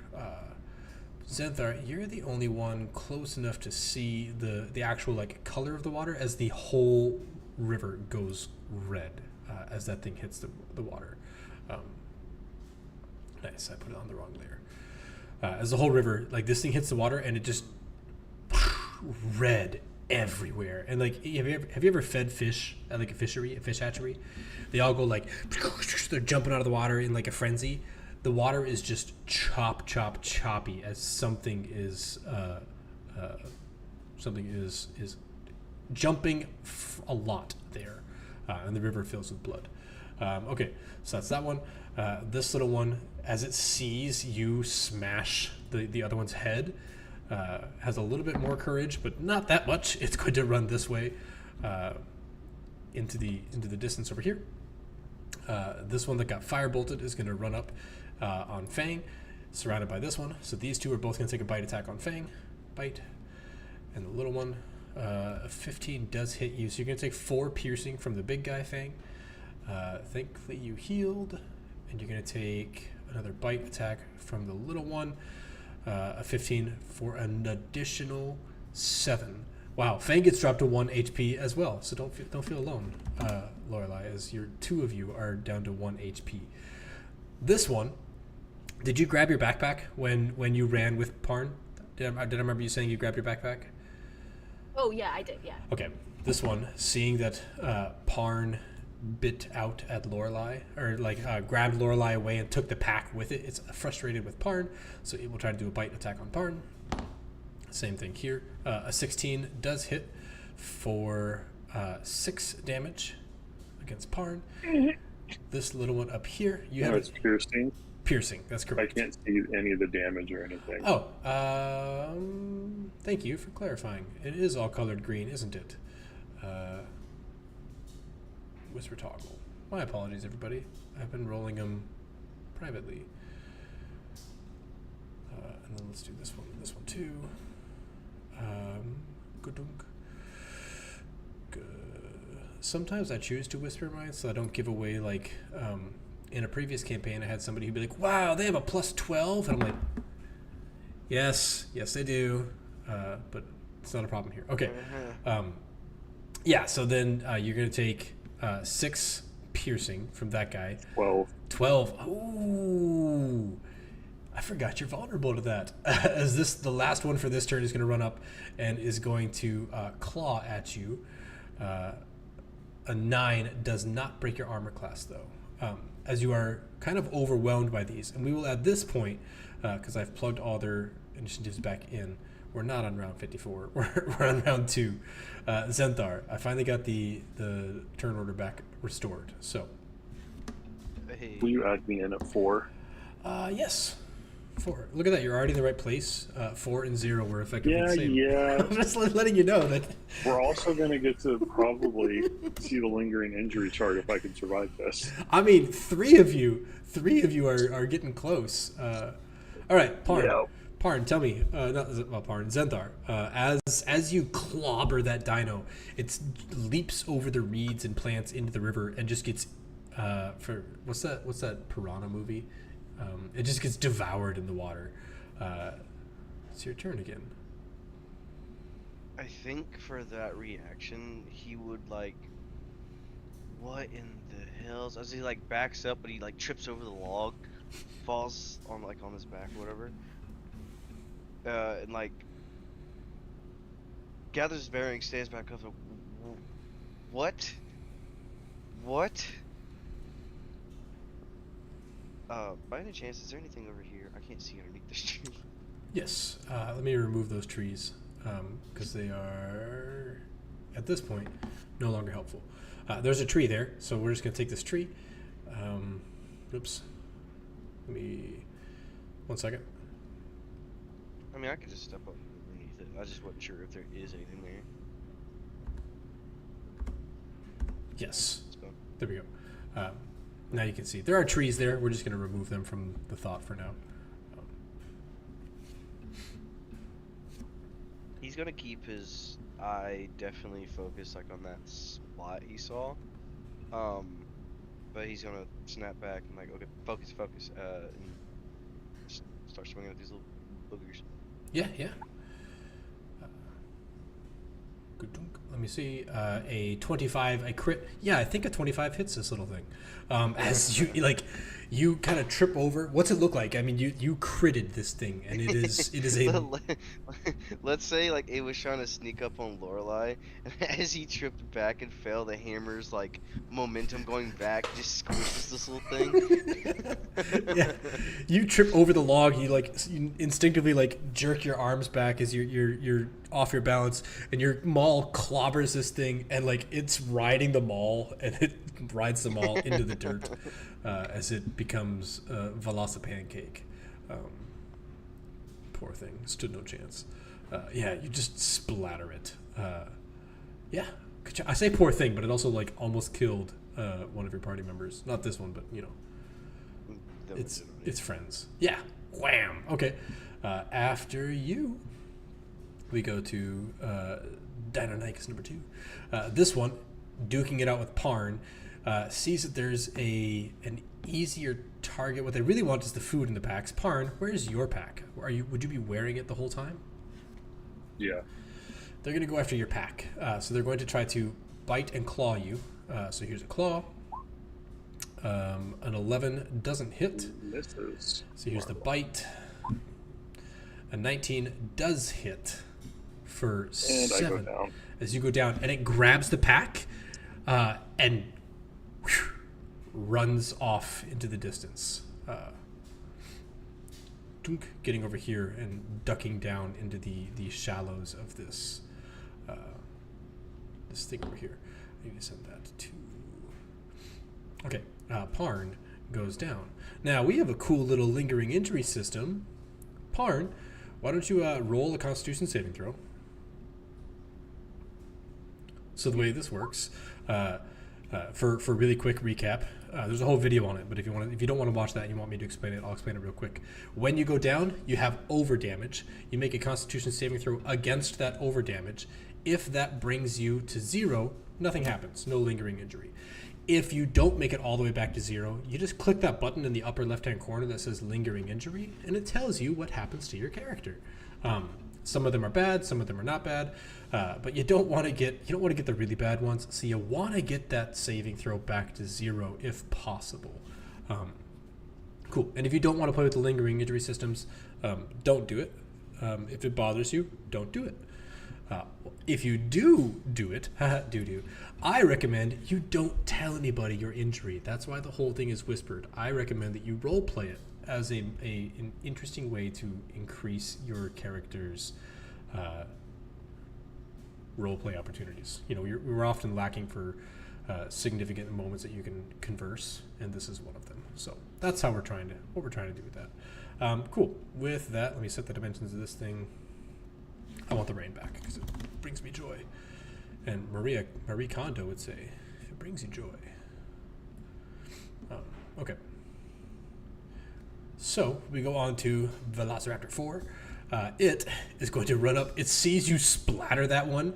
It's like, nope, not worth the trouble. It's going to go up here and try to hide in these reeds.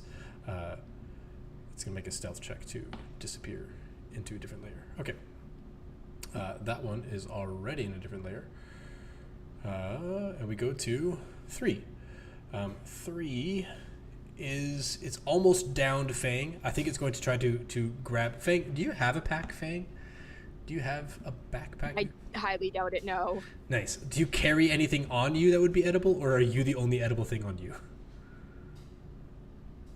I mean, he might have like some rations. I don't know if they'd be like meat though. They could be like dried berries. Who knows? What it sounds like you're saying is that you are the food. This thing is going to try to take a bite out of your side. 15 to hit Fang. Yep. Is a 7, so Fang goes down. You have that lingering. Sorry, let's go. Yeah. Roll a con saving throw if you want to play that. If you don't want to play that, I understand. 6. Oh, should I have done it on the GM layer? You're fine. I don't mind either way. You are no longer injured. This thing is going to take the chunk of fish that you had on you, and from hunting, and it's going to run off with your fish. Getting into the reeds here. Fang, on your turn, as it is your turn, why don't you this time whisper that death saving throw for us, as you are unconscious. Oh. I can change it to whisper if it's. There you go. You got it. I think I got it. Cool.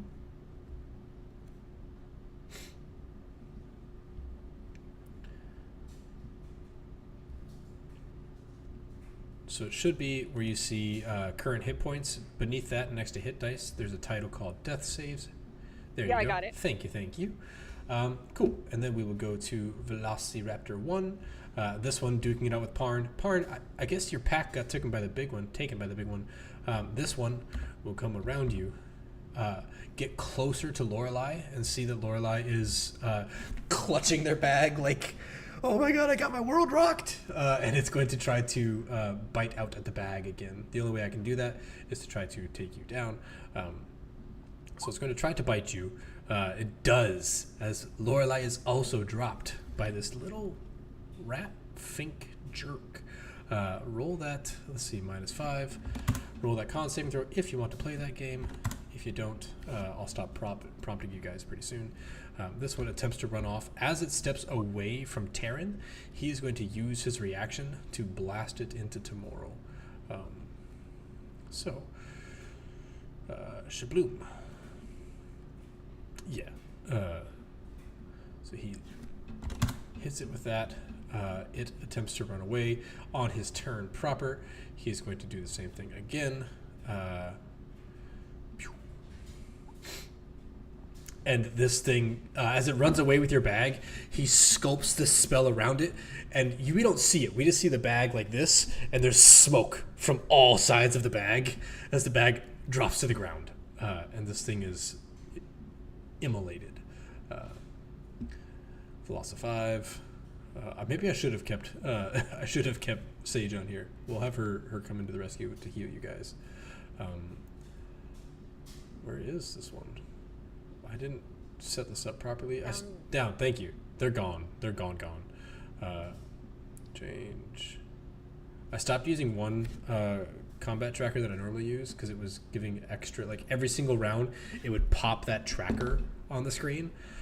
So I'd have like 45 trackers by the end of round 1. It was super problemsome. Okay, Lorelei. Let's see if this works. It does. That does work. This one, seeing that all the things have been taken, will run up here. Leap the fire, grab the bag. That was 5, 10, 15, 20. And it's going to run 20 feet more this way as it attempts to run off with Lorelei's bag.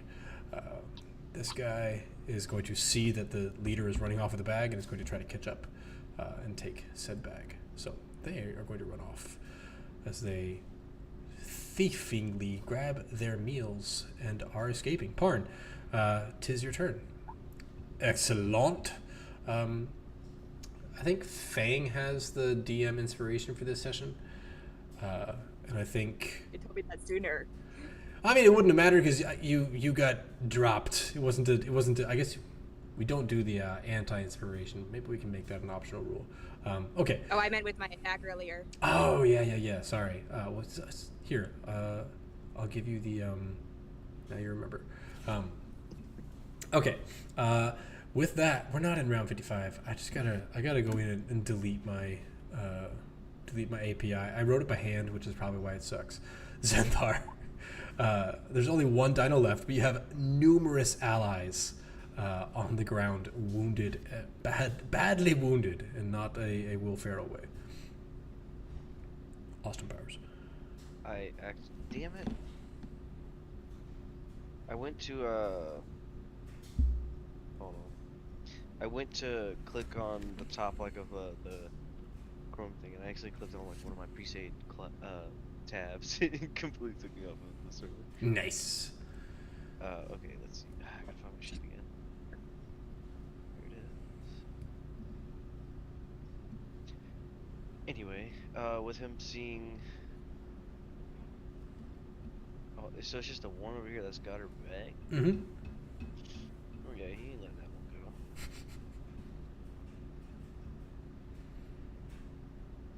Let's see.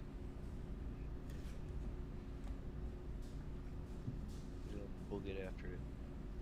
Yeah. Oh hell no. Oh, hell to no. Yeah, the hits. You have been clobbering these things. You've been doing a very good job of just eradicating them. I gotta get you on screen on this one.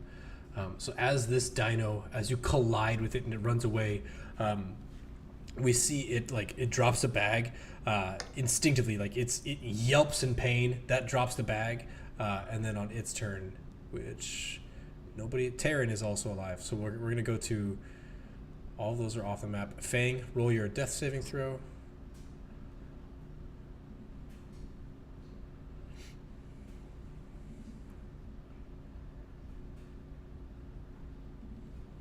Excellent.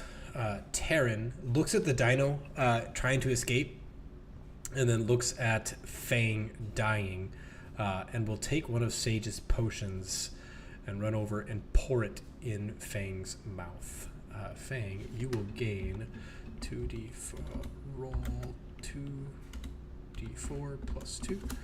You will gain 6 HP from Terran. So you go unconscious to this dino biting the bag, or biting you because you don't have a bag. And as you wake up, you see this tattooed visage of a balding man, the sweat running down along with the rain of the floodplains. He looks almost like a hero. He looks concerned for a moment about your well-being. He looks at you and he's like, quickly, save your friends. And he will. That was 5, 10, 15, 20, 25, 30 as he comes over here this direction. But he does not attack the dino. Lorelei, roll that sweet. You know what? I'm going to have Sage stabilize. She's closer to Lorelei. I'll have her stabilize Lorelei because she thinks you can heal. She doesn't know if you can, but she thinks you can. So she's going to make a medicine check. Sorry, guys. I don't like puppeting people. You are stabilized and no longer dying.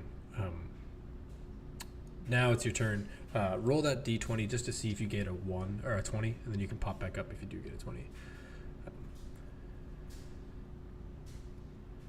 8. No. So you are stable but unconscious. The dino on its turn is going to drop the bag and haul booty to get out of this territory. And with that, we would normally pop out of initiative, but because it's 9:40 or we're 90 minutes in, we're going to go to our break, and we'll reconvene to see what happens to Parn, as he has not yet stabilized. So cool. Let's jump over to BRB. I'm going to mute everything.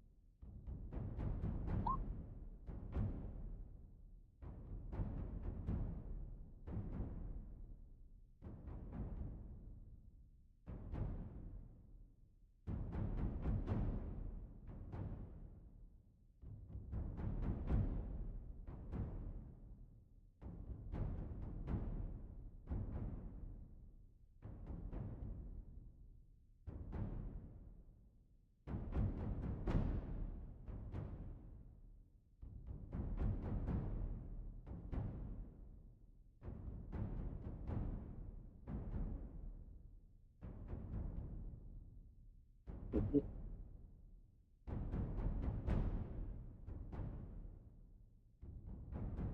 I'm only stabilized, so I'm just laying there. I did ask for more sleep. I did. So.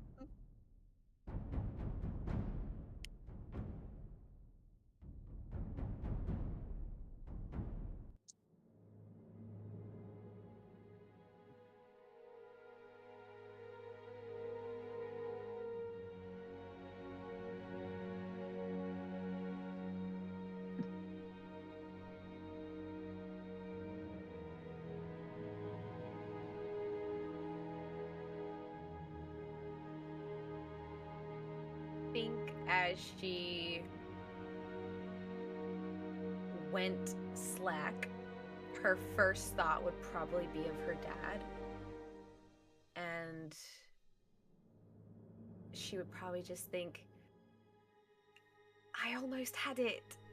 And then as she's laying there and like kind of not conscious, but like her brain's kind of starting to stabilize a little bit, she would probably just start replaying like memories of her parents coming home and having all this like fancy stuff with them and like telling her all their stories. And so it'd kind of be like a montage of her parents.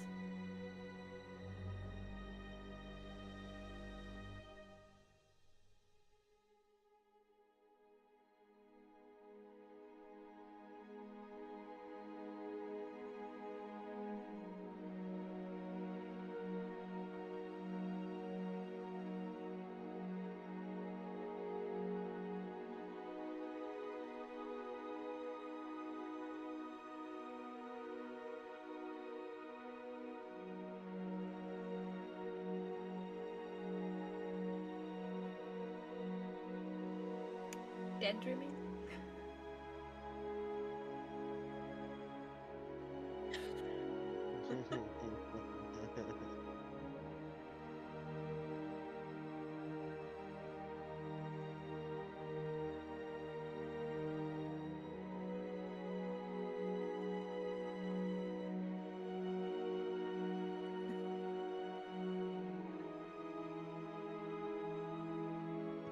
There we go. That's good.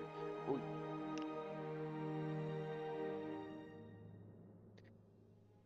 I'd say Never if like right after, I don't think Zinthar would have just done there. I think he would have just dragged the bag back into attend wounds.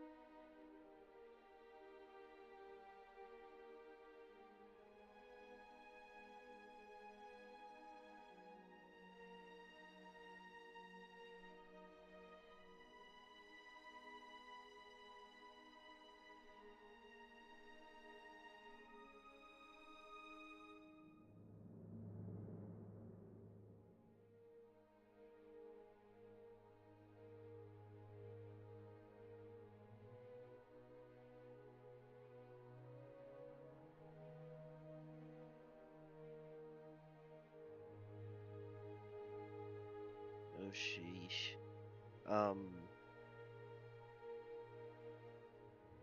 Then I guess since it's messed up on that note, I guess he'll just be searching more for the like what could end his life kind of wound.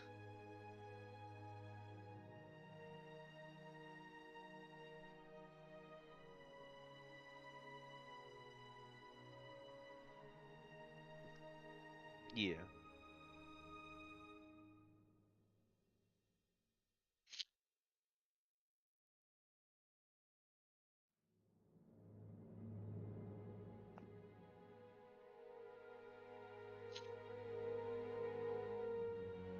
Yes.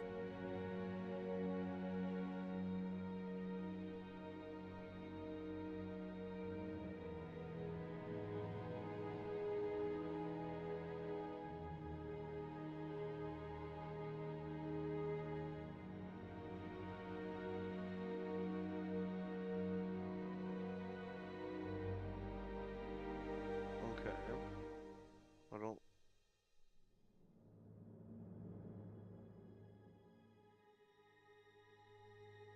don't exactly have quote unquote bandages, but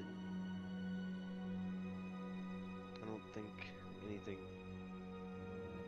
medical wise is on me, really.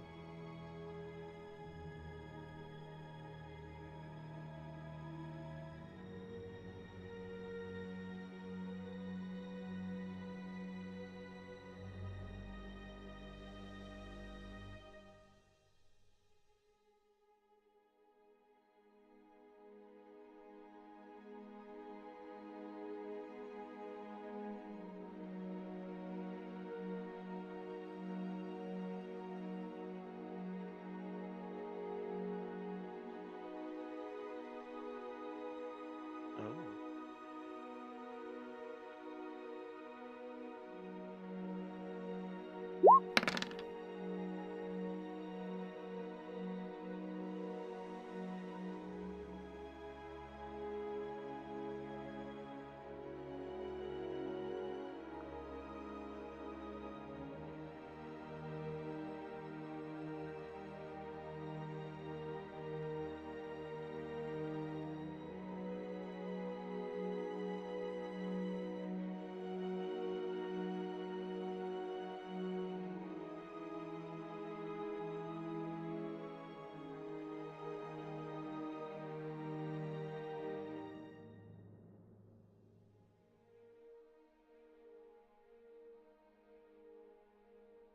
Oh, okay.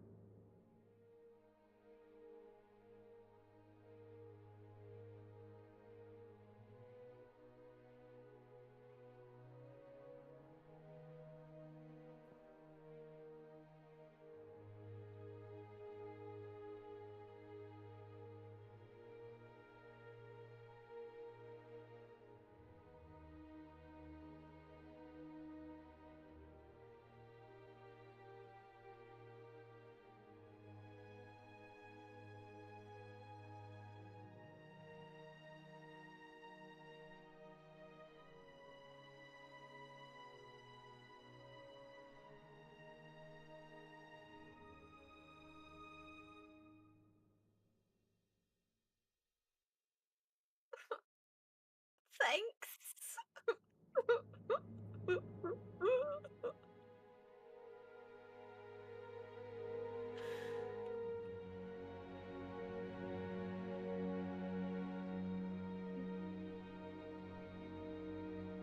Depends. How far away is that dino? Like right after I wake up.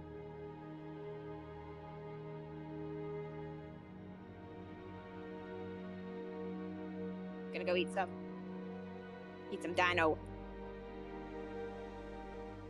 I'm gonna go eat the alive one. Yeah, you'll kind of slowly transform and then take off and eat the dino.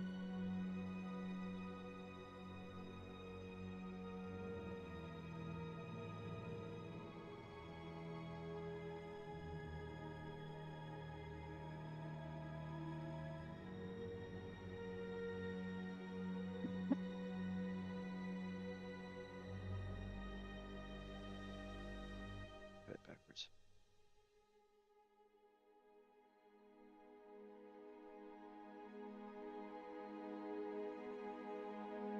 I could see before.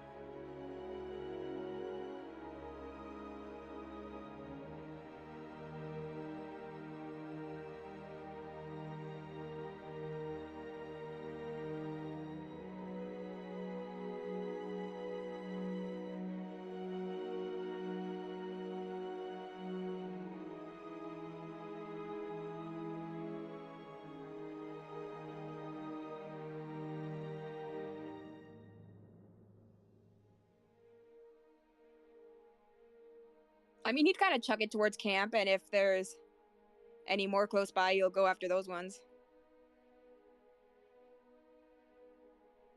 Okay.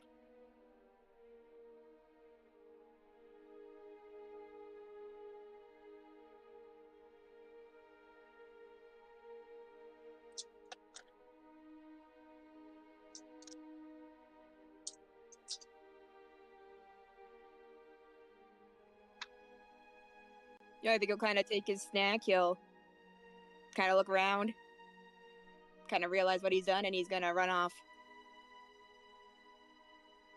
into the wild.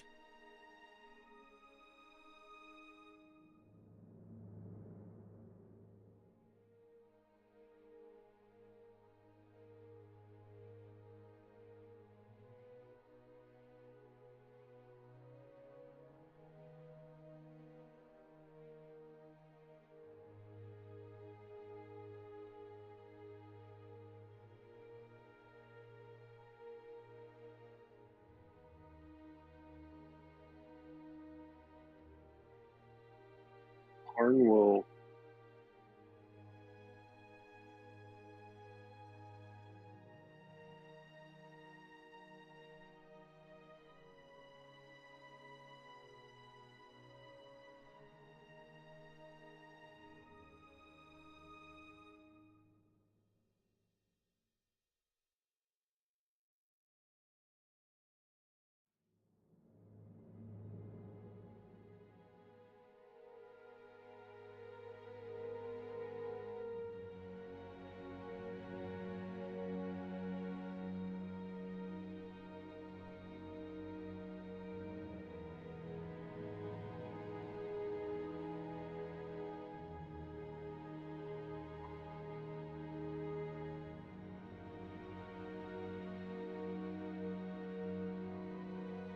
I'd like to go back to sleep, please.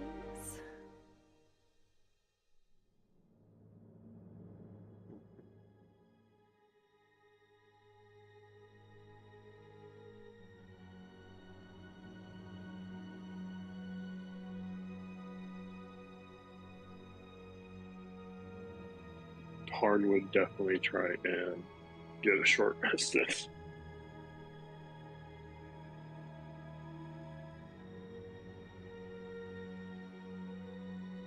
I take it I'm the last one left, so I'll sit at the end of the log and keep an eye out.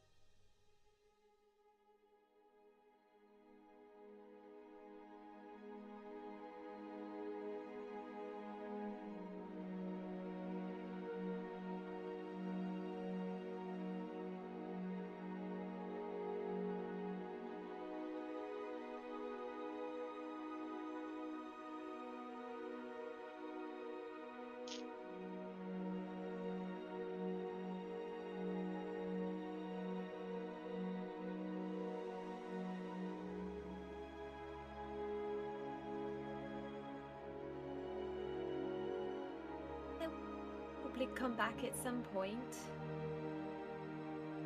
And Lorelei, I'm just kidding. I hope you don't. Lorelei will look over to Parn and Sage and be like, so Wolfie is actually a Wolfie.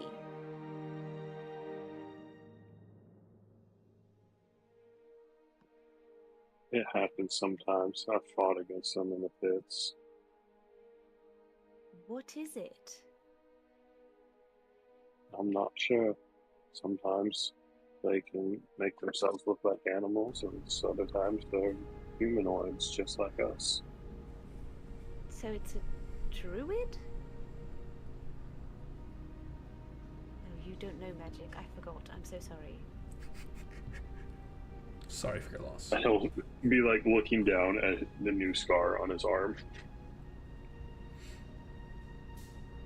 Yeah, as soon as he shuts down, Lorelei, she's not gonna put her bedroll out this time. She's honestly just gonna like put her back to the fire and like curl in a ball around her bag and just try to get some sleep. It's the old meme. Lay down, try not to cry, cry a lot. Like, Nice. All right, so Lorelai and Parn are out. I'm down to like nothing. I have a belt pouch, my axe, a short sword, and a tiny carving. And your Everything else can-do is gone. attitude. Don't forget your can-do attitude. That's right. Nice. Let's see. What does she have left that she could help you all with that she hasn't revealed yet? She's out of spell slots. Somebody tell Fierce. Don't tell Fierce. I'll feel bad. She really doesn't have anything. Man. Nothing that's helpful for lost HP. Well, with that, Zenthar, Taryn will stand kind of next to you, again under the tarps, and he will like look back at Sage, Parn, and Lorelai, who are all kind of huddled around the firelight, and he says, "You are a very adept fighter. I knew when I met you in the first banquet that you would prove a worthy ally." I'm just trying to survive. I was there once, trying to survive. I find myself a little bit more capable than I was then. Where are you from, Drow? Why aren't you with your people?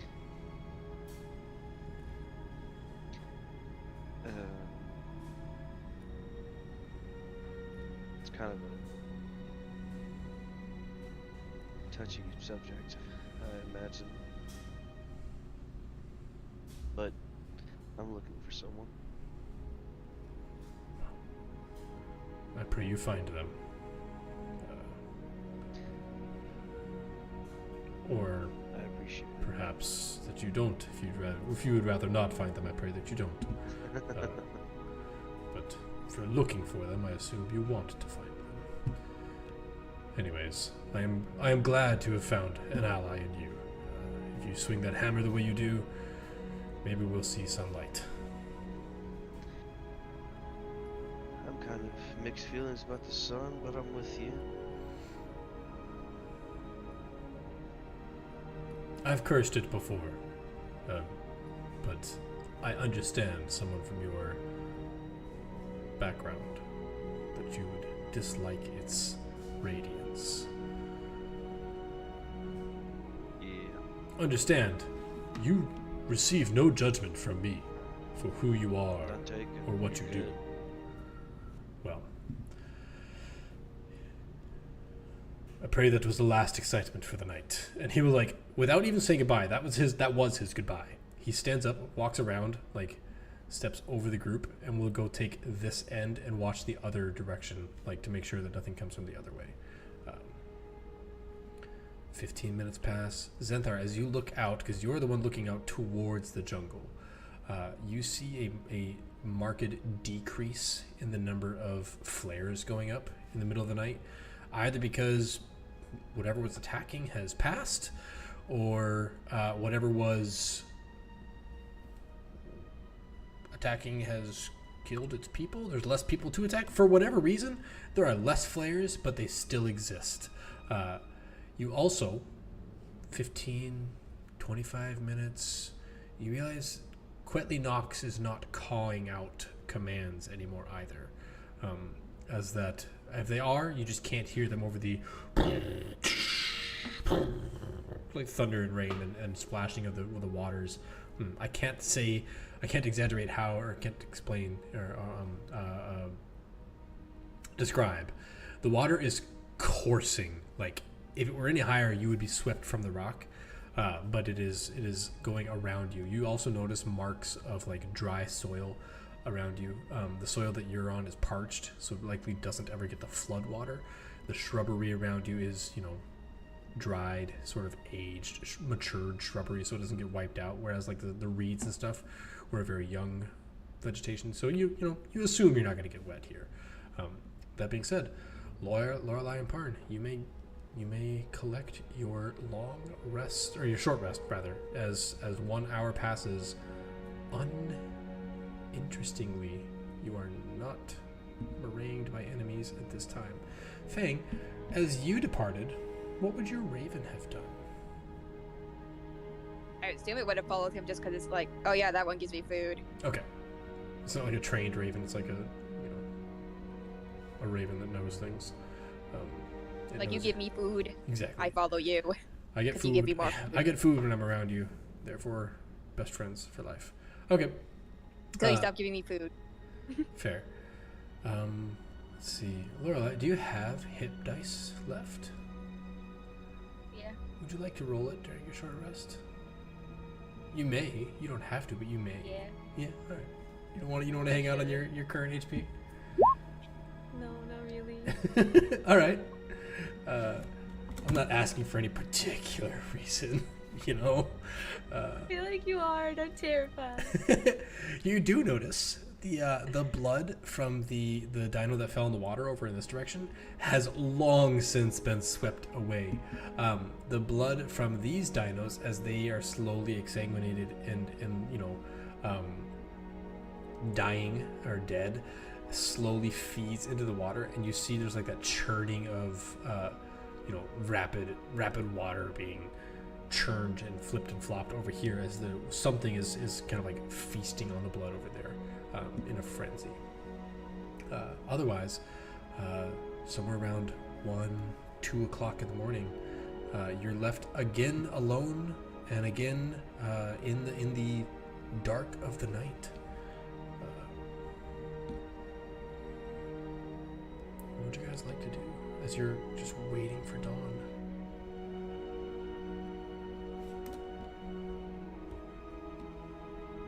I think as much as Lorelai wants to sleep and she's very tired, I think she kind of can't anymore. So she's gonna get up and she's gonna walk over to Zenthar and just kind of take a seat right next to him on the log.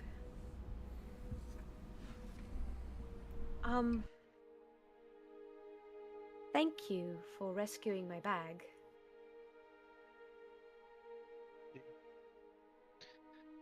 I hate to losing my own items. I know what it's like.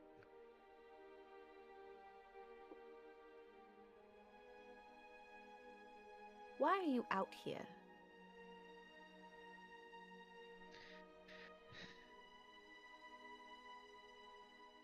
He's gonna just pull out the locket of or the whatever it is that's containing that stuff.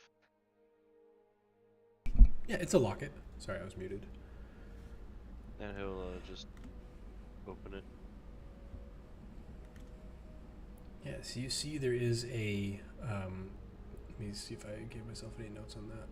Man, I hate that I can't like double click your token to open your sheet anymore. Thanks. Let's go to Zenthar.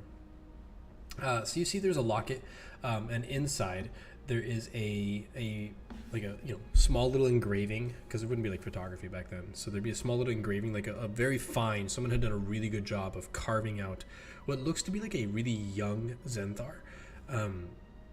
It has the same sort of like sharp angular features. It has the same drow ears. It even almost has his hairstyle, but in a much more like juvenile school-esque appearance. And on the other side, clasped, like there's two little metal clasps on the locket, as if they punched out two holes in the back of the locket, and those clasps are shut on a locket of hair, a lock of hair. So it's like a picture of Zenthar and a lock of hair inside this clasped heart locket.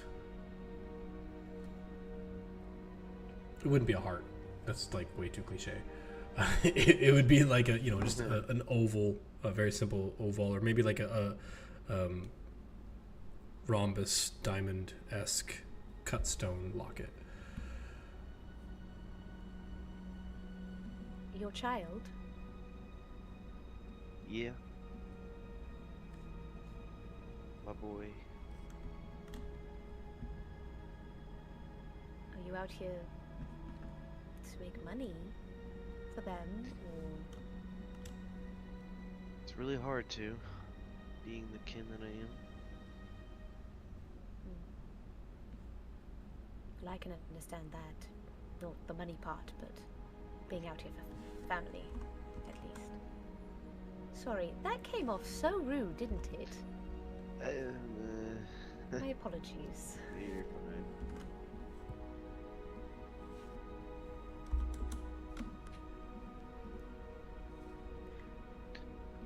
I've never done this before. Ever. I didn't think adventuring would be this.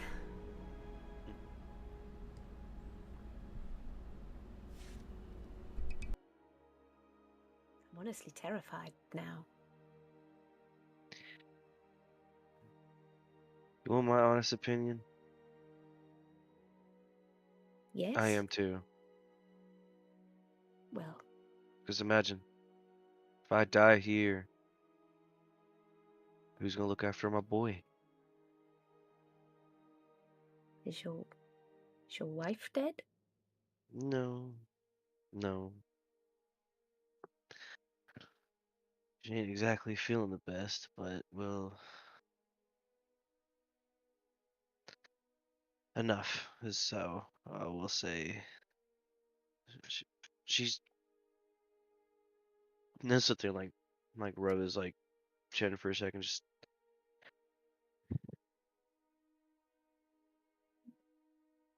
she's fine. She's looking after him, but they're not exactly in a city life, so it's gonna get extreme for her if I'm not there often or long. Well, I can't promise anything, of course, but I would like to say that I know a couple of people who would step up if the moment called for it, simply for what you did here today.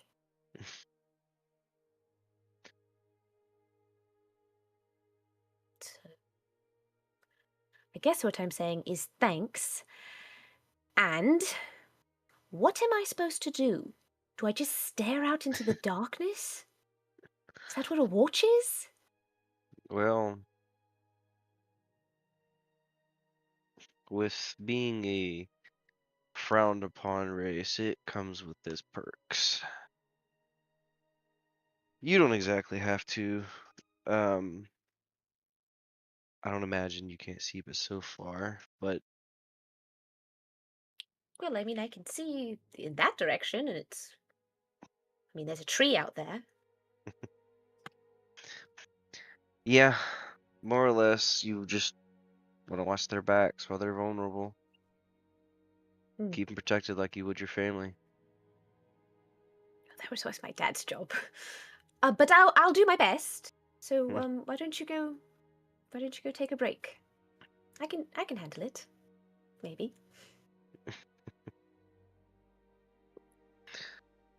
Um, well, if you insist, I don't exactly sleep. I'll just quote it, but if anything is needed, just let me know. Oh, I'm sure you'll hear me scream if something happens. Well, hopefully. I don't. Don't really want anything else in this place. Well, it is the unfortunate part of this task, is not just weathering the weather, but weathering what the jungle has to throw at us.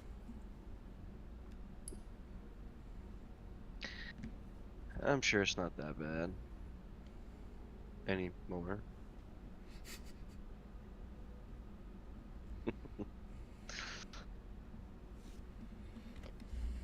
And from that point, Denzar would he'll step up, pat her like on not like a I don't know how to say it. It's like weird. Not like pat, but like maybe yeah, we'll just say pat like on the shoulder as he like walks away towards the fire, yeah. And then he will sit down and do his trance.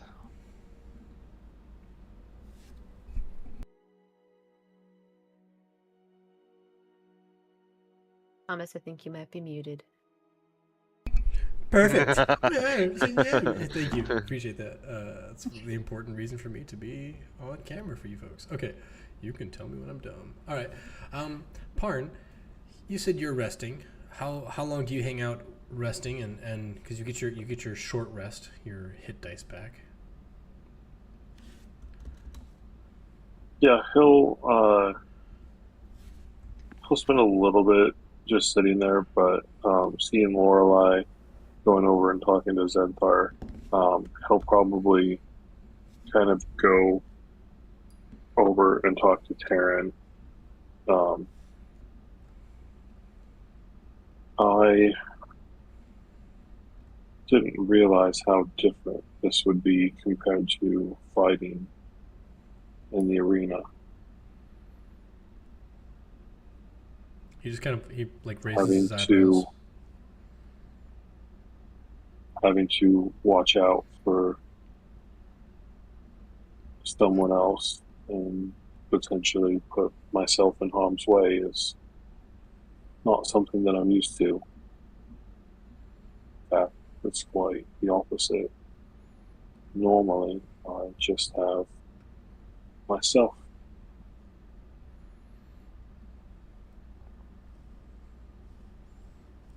He gives a very emphatic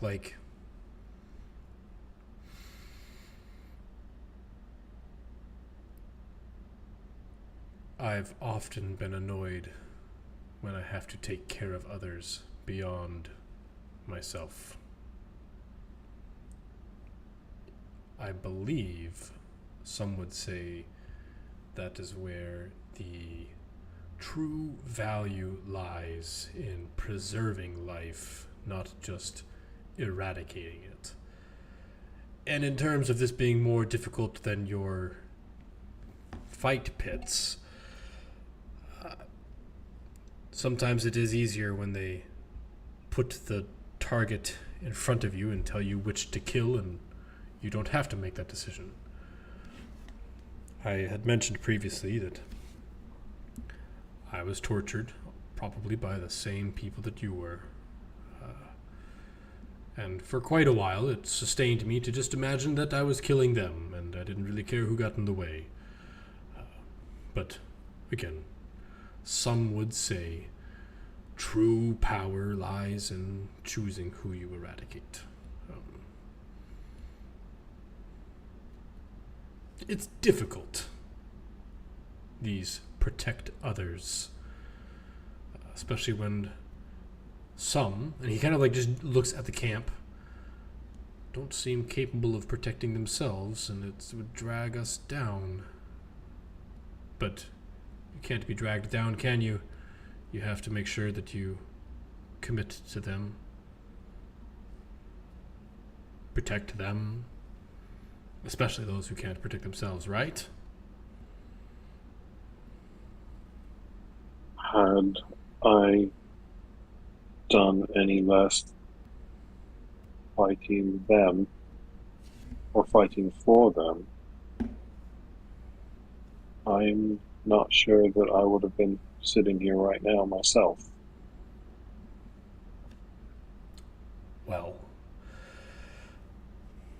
pray that we see the morning, and that, you, Lorelei, as you hear Taryn say, pray that we see the morning without any, you hear a sort of wet, squelching footstep, like a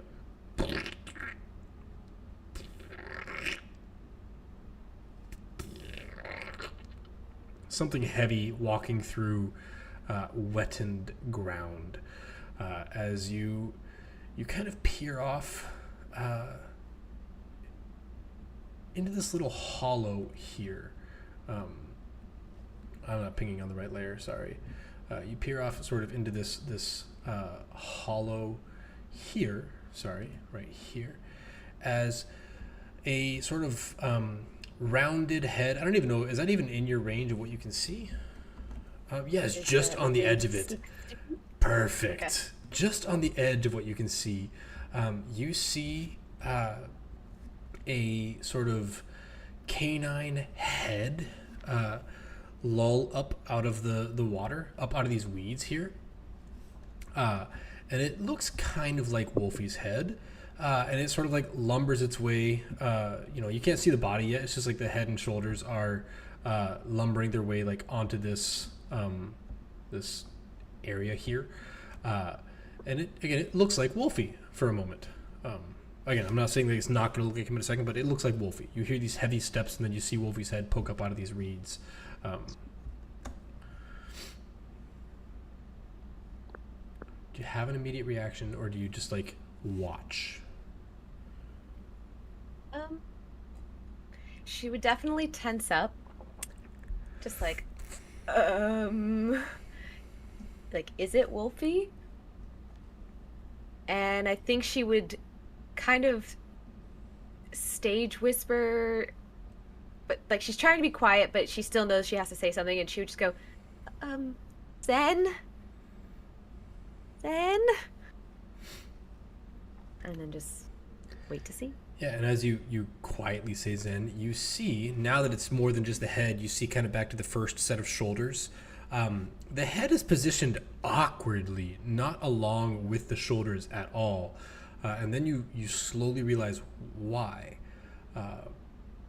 If this is Wolfie, Wolfie is not doing so good, as Wolfie is in the mouth of some kind of greater dinosaur here that appears to be, like, you see Wolfie come up out of the reeds, and you're like, it's Wolfie, or a dog that looks like Wolfie. And then you see this larger sort of two-legged, but not, it's walking on four legs currently, and it's holding the slumped body of a wolf as the head is kind of like this, just lolling off the shoulders of the, it's not like decapitated, it's just lolling off the shoulders as this creature is holding it and sort of walking up the and it gets to about here, and it notices your campfire, and that's when you do the Zen, and that's when, like, again, you can Parn and Taryn, you would hear the cautious Zen as you see this thing lumbering up out of the reeds here. What are your first reactions? We know Lorelei is quietly trying to trigger or signal her allies. Let's put him down here just for safety. Hearing that, Parn will stand up with his battle axe. Or great axe, whatever it is. Great axe. Take a deep breath and start walking over. Taryn grabs your forearm, and he's like, wait, that thing. Circle around the side. Don't approach it from the front unless you want to be eaten. And he will, again, then let go of your hand and move his way this way around the side. You can only move about 10 feet for free before the action starts.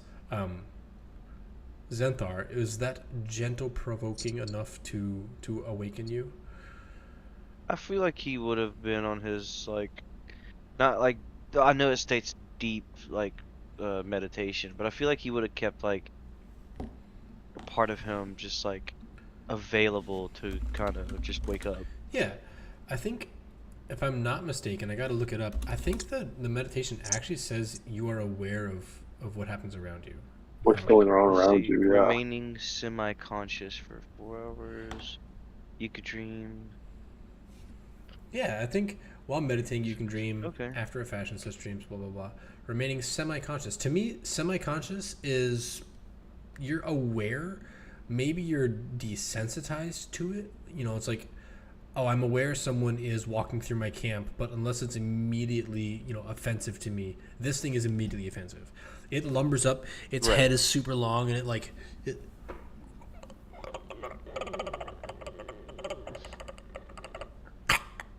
drops the wolf as it sees the campfire and sees the lot of you. You notice as it approaches the camp, there are no flares going up on the horizon. Not a single one, and not a single scream. It would appear it is here.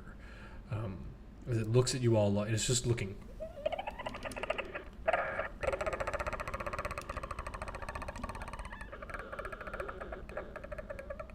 Taking you all in. in sort of a standoff. It like walks up to this wolf-like creature, puts its hand on it, and just like presses. Wolfie, Fang, had you been captured by something like this, and were it pressing down on you in a sort of attempt to make you cry out in pain, what would Wolfie do? Fight it. All right. You see the wolf as it's this creature is pressing down on the wolf it has captured, trying to make it like cry out for pain or help or whatever. Snarls, snaps out of whatever state it was in, and is going to bite the dino here. You may have advantage on your first attack. I'm not going to reveal whether this is or is not you, Fang. We will handle that via RP later.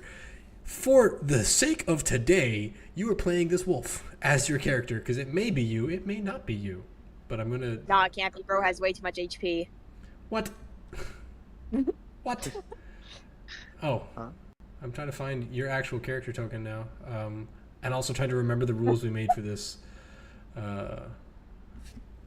Fang is also playing a homebrew class, so I'm trying to remember... okay. See, just in case it is you, I will adjust your HP. Again, I'm not revealing whether it is or isn't. So there we go. Let's make this visible to the players so they can see your percentage of health. Cool. And with that, we will roll initiative. I'm not going to do the combat thing because it totally barred. It failed last time. And of course, it leapt to... I don't know what's going on. Now it's working where it's leaping to your character tokens. That's cool. Whatever. I'm going to go back to my old ones and we'll just deal with it. All right, let's go. So it turns out, just my rambling, the jump gate, which is cool because it has some extra features, is kind of incompatible with what I use, which is called combat tracker. And combat tracker is the currently what it does when you use it improperly is it creates multiples of those little overlays on your token. I can just turn that off, but then it adds them all in the background. Anyway, none of you care about that, so I'm going to stop rambling about it. Cool. Descending order, and I need to put Terran in there. Terran initiative. And he rolled a 12. Cool. With that, Lorelei, it's totally fitting you rolled the highest. As you see this thing lash out, we will say that Fang, you can roll an attack with advantage because this thing is unaware of you. It thought that you were unconscious, so not unconscious. It thought that you were much more injured. Roll an attack on a bite attack on this thing. Do you have a bite attack? I don't think I have that on my sheet. Jump into the wolf. So if you go to your character journal up at the top, It's like the book. You can jump into the wolf. It's up at the very top. I'll drag it to your character subfolder. There you go. Underneath the player character's Fang subfolder, you should have wolf. I totally have to look up what it's like to be the wolf now. Remain unchanged. You speed, cast weird wielded weapons. Nice. Okay. I think we said that the spear would be flavored as a bite attack, but that's fine. So the bite you did 22. That hits. Roll damage. For 5 piercing, and it must strength save to avoid being knocked prone. Okay, so as this thing is trying to press down and torture the dog to make it make some sort of reaction, the dog leaps up, tries to knock it down. Wow, it is knocked prone. It's ridiculous. It's just like surprised, so it falls prone. Excellent. Lorelei, now your turn proper. Yeah. She's gonna take at least one step back towards the fire. And then I'm pretty sure it's still close enough. Yeah. And then she'll try to take a crossbow shot at the very large creature. Because it's prone, does that give a disadvantage? Yeah, Okay. prone from more than 5 feet away is disadvantage. Sorry. No, that's okay. She's figuring her stuff out, so it's all fine. You're good. 4. Yeah. We hear this crossbow bolt scatter across the water beyond the dinosaur.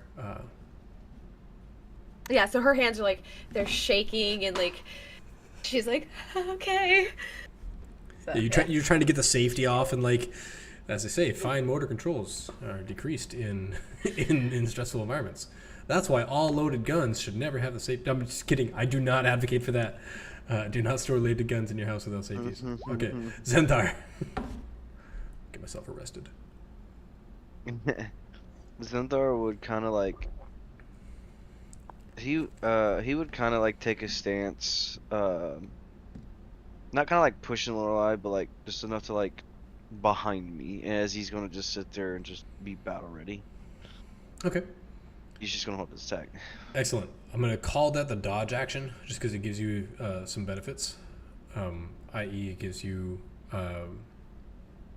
disadvantage to be hit. So call it the dodge, unless you want to say like you're holding an action to attack it for something to arrive. No, like like genuinely holding it to swing onto it. I got it.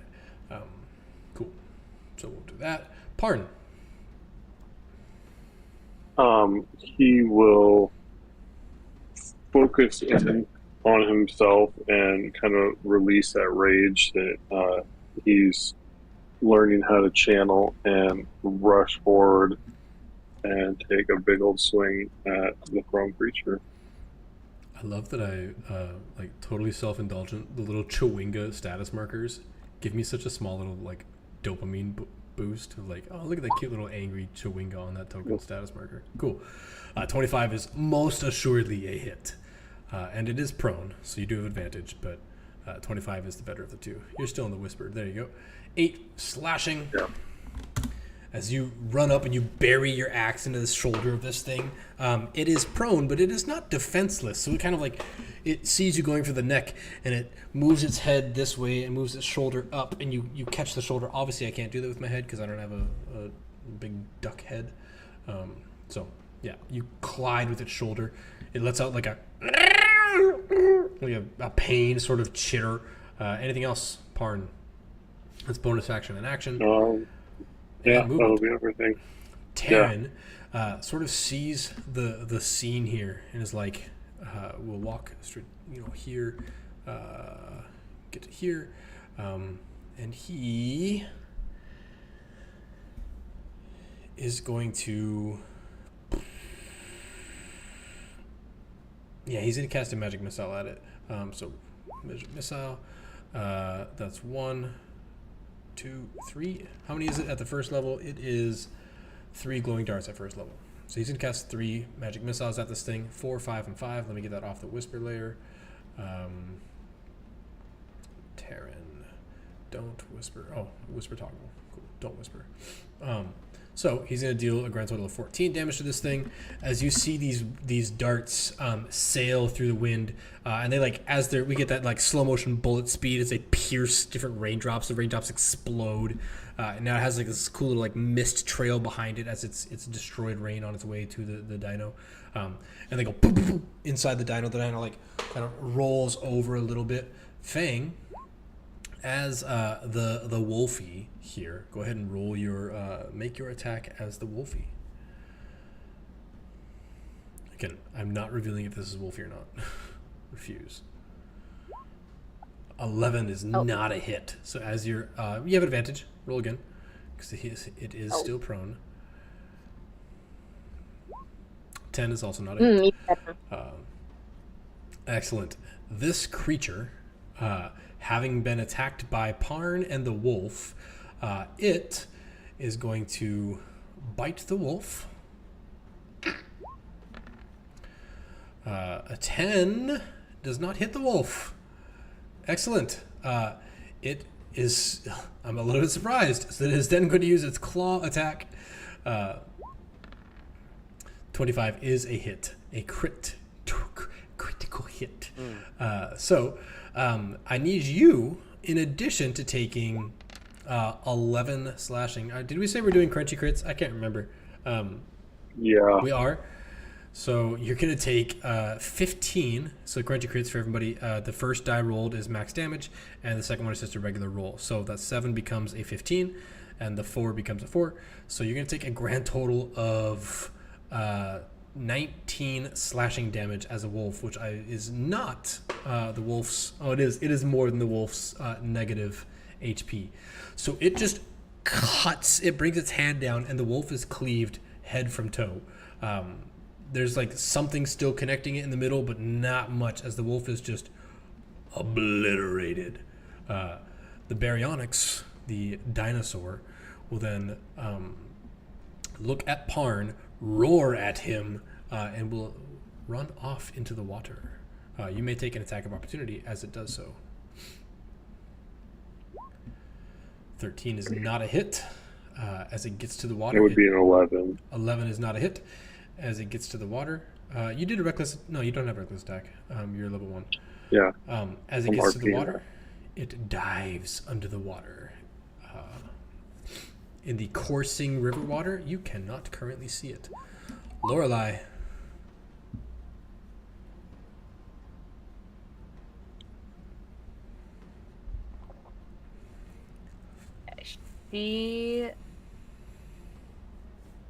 I'm gonna hold an action of.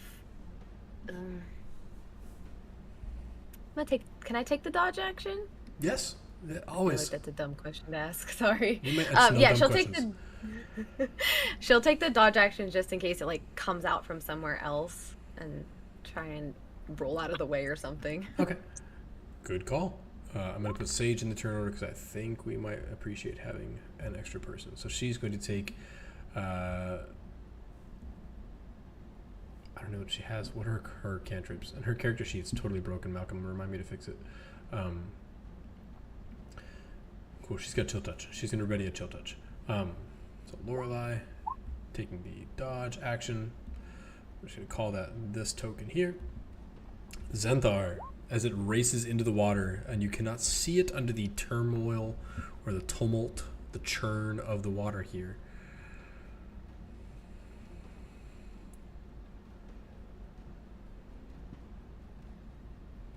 I mean, can't see it. I mean, he's just gonna stand his ground. Okay, perfect. Let's see. It's going to let me finish moving it the rest of its movement because I only moved it to the water. It's got some extra speeds. Cool. Excellent. Parn, as it races away from you. Parn in his head will still be continuing to think like, I need to get better at hitting. I need to figure out a way, even if it's detrimental to myself, to be able to hit harder. And he wouldn't know that rage is going to drop, so unfortunately, he'd probably just move back in and rage would subside. Rage subsides as you are left with just the mote of inspiration. It's a small little flower growing out of your hair. We see the rage as your blood cools, and it's like, boing! A little bardic inspiration appears back on top of your head. Taryn is going to make a perception check to see if he can detect this thing. Perception, kacha. Because that's the thing you can do. A 13 against this creature's stealth, even though it is underwater. He's just going to make an attempt. So dexterity. Yes, and he very quickly points out, that bit of water there is moving against the current. And he will point over in this direction. That the water is moving against the current up towards the top of the map rather than the bottom. The rest of the water is moving down. This water is moving up as if something is displacing the water. That is his turn, unfortunately. Fang, your Wolfie is in 2 pieces. Unfortunately, we can take a brief hiatus. How far would Fang have run off into the distance? How many other wolves are there? Has that the only one in the near area, or is there more? Wolves travel in packs, so there definitely would have been like a pack somewhere nearby, and this creature you would have seen this creature leap out of the water, grab one of these things, and drag it back into the water. It is an ambush predator. It is not like you would be aware. It is an ambush predator. It prefers to take its animals its prey into the water and drown them. So you would have seen it do that, and you'd be left with some other wolves in the area. I'd probably try to take the pack, I guess. Find where this thing went. Do you think you would track it down to go save the wolf? Yeah. Excellent. Fang appears. Would you have stayed in wolf form or Fang form? Well, I assume he'd be traveling with the wolves if he could convince them to come with. Okay. I mean, he could come by himself too. Then you will be over on the side in wolf form, following the rules of our wolf form that we came across. So that should hopefully you remember. If not, I'll try to look it up. Okay, there you go. There's your wolf. You can see it over here. Sorry, let me ping you. You can see it over here. That is your wolf next to your character token. Let's get back to the group. So as you appear back on the map in wolf form, what would you like to do, Fang? You've tracked it down. You know that it took one of the pack that you joined up with.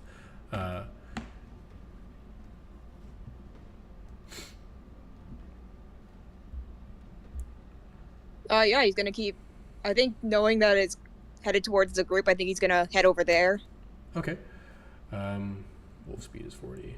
40. You run this way and you dash. You can get right here on the map again. So, excellent. The creature, hilariously, is going to swim up here, 15, and move up to Terran as it leaps out of the water. Those of you who have held actions, it becomes visible as it leaps out of the water and comes racing towards Terran, as he is the most isolated. Who had held actions? Sage held a chill touch.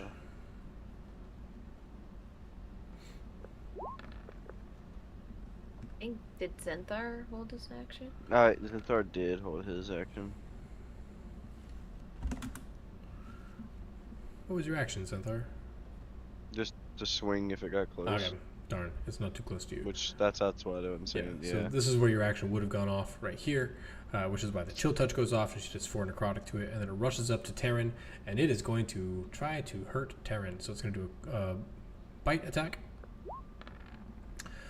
24 is a hit, as Terran's going to take 12 damage from that, and is not grappled yet. I should have done it in the opposite order. And then it's going to do a claw attack. 14 is not a hit on Terran, as he does not take that damage. So, with that, this creature is out of movement.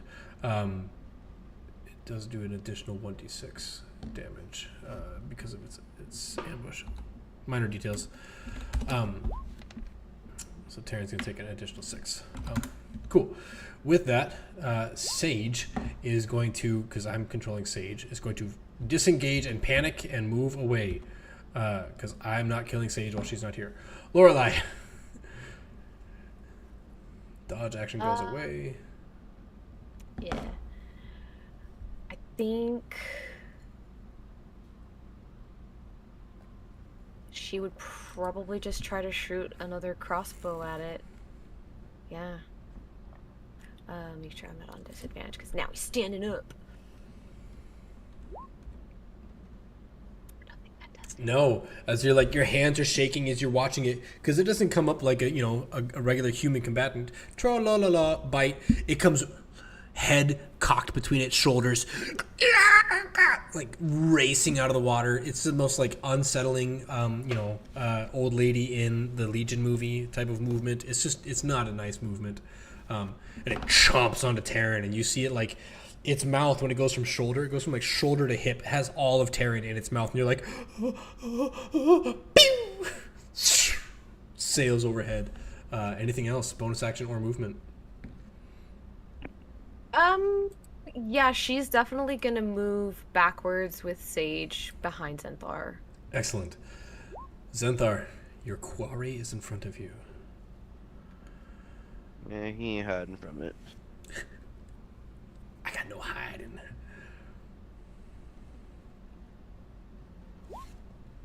Oof. Oh. You run up to it, and it's just like it's slippery. You stepped over the log. Maybe it's larger than what you're used to fighting. For some reason, it doesn't hit. Anything else? Unfortunately, nope. Brilliant. Zoop, going down Parn. You feel a abnormal sense of calm. You had just raged, and yet, like, you feel calm.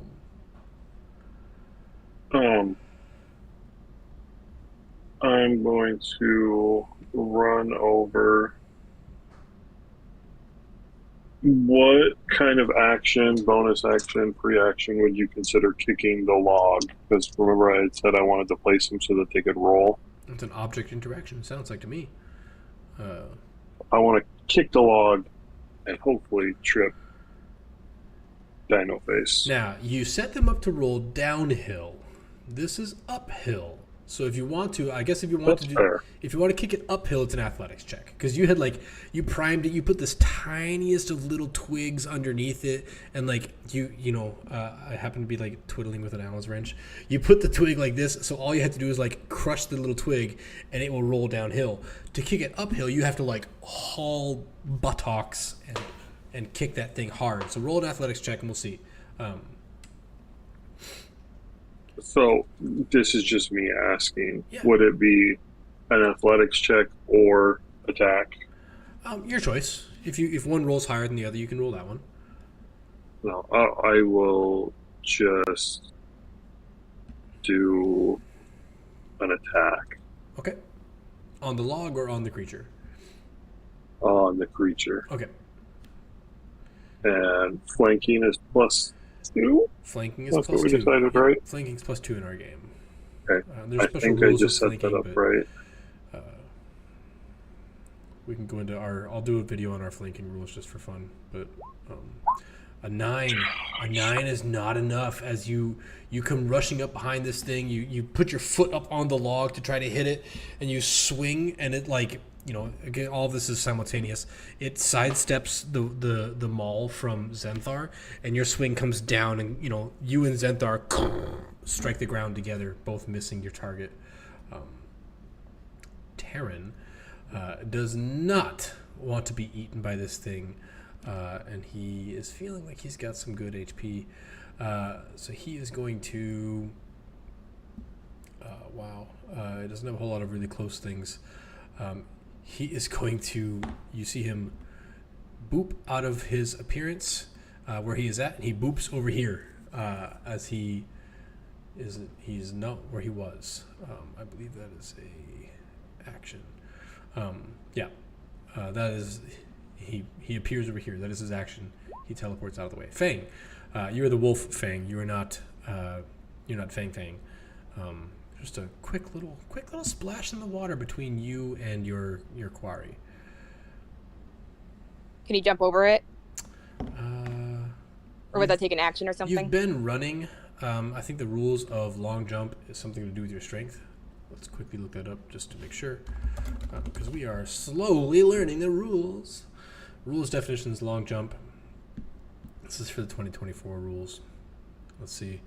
When you make a long jump, you leap horizontally a number of feet up to your strength score. If you move 10 feet immediately before, you can leap only when you make a standing long jump. Okay, cool. They worded that really awkwardly. Yes, so you can move up to your strength score if you've moved 10 feet. And you did move at least 10 feet. So is your strength score more than 10? I believe so. I have too many believe it characters. is 10. Yeah, you leap across. You end up right. How's that 15? It was just 10 a second ago. You end up right here. So that's 10 feet of your movement. You still have 20 feet left. Can I get to like the other side of the dino where there's no one blocking it? Yep. You may. Yeah, I'll go there and then I guess I'll attack it. Excellent. Roll your attack.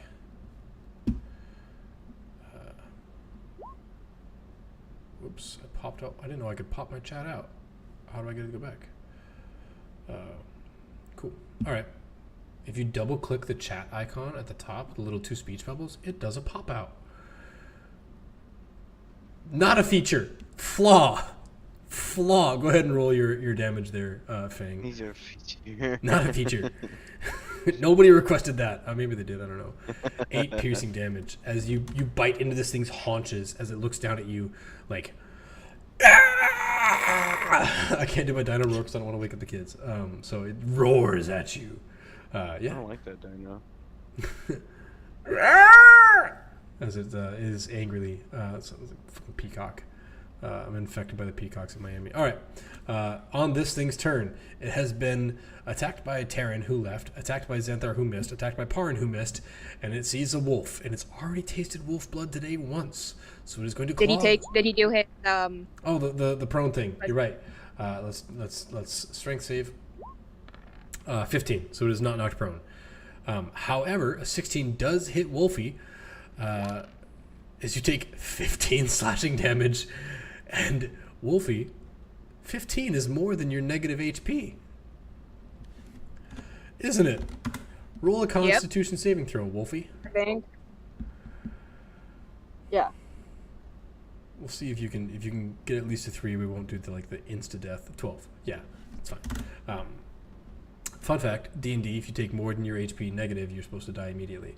So it will down Wolfie in an instant, and as it has this cool feature, it will grapple Wolfie as they are unconscious, and will move 5, 10, 15, 20, 25, 30 feet into the water with Wolfie. Zen and I get opportunity attack, right? You do. That's correct.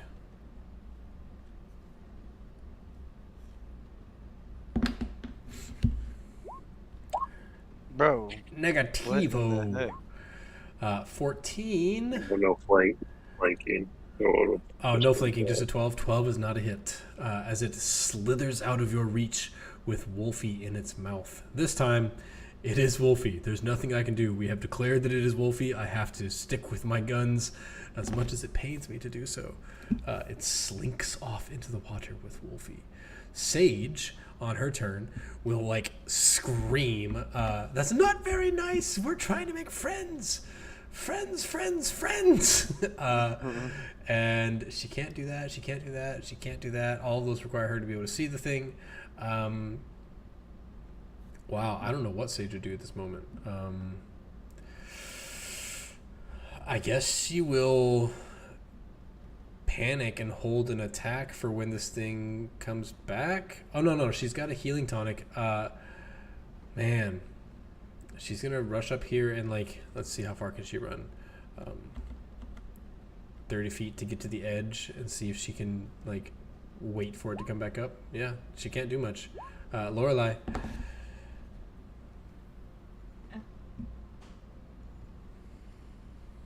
Well, not knowing that was Wolfie. True, you don't. You only know that it There's was a also wolf. a Wolfie dead next to me. I'm just like, well, there's a pack of wolves around here.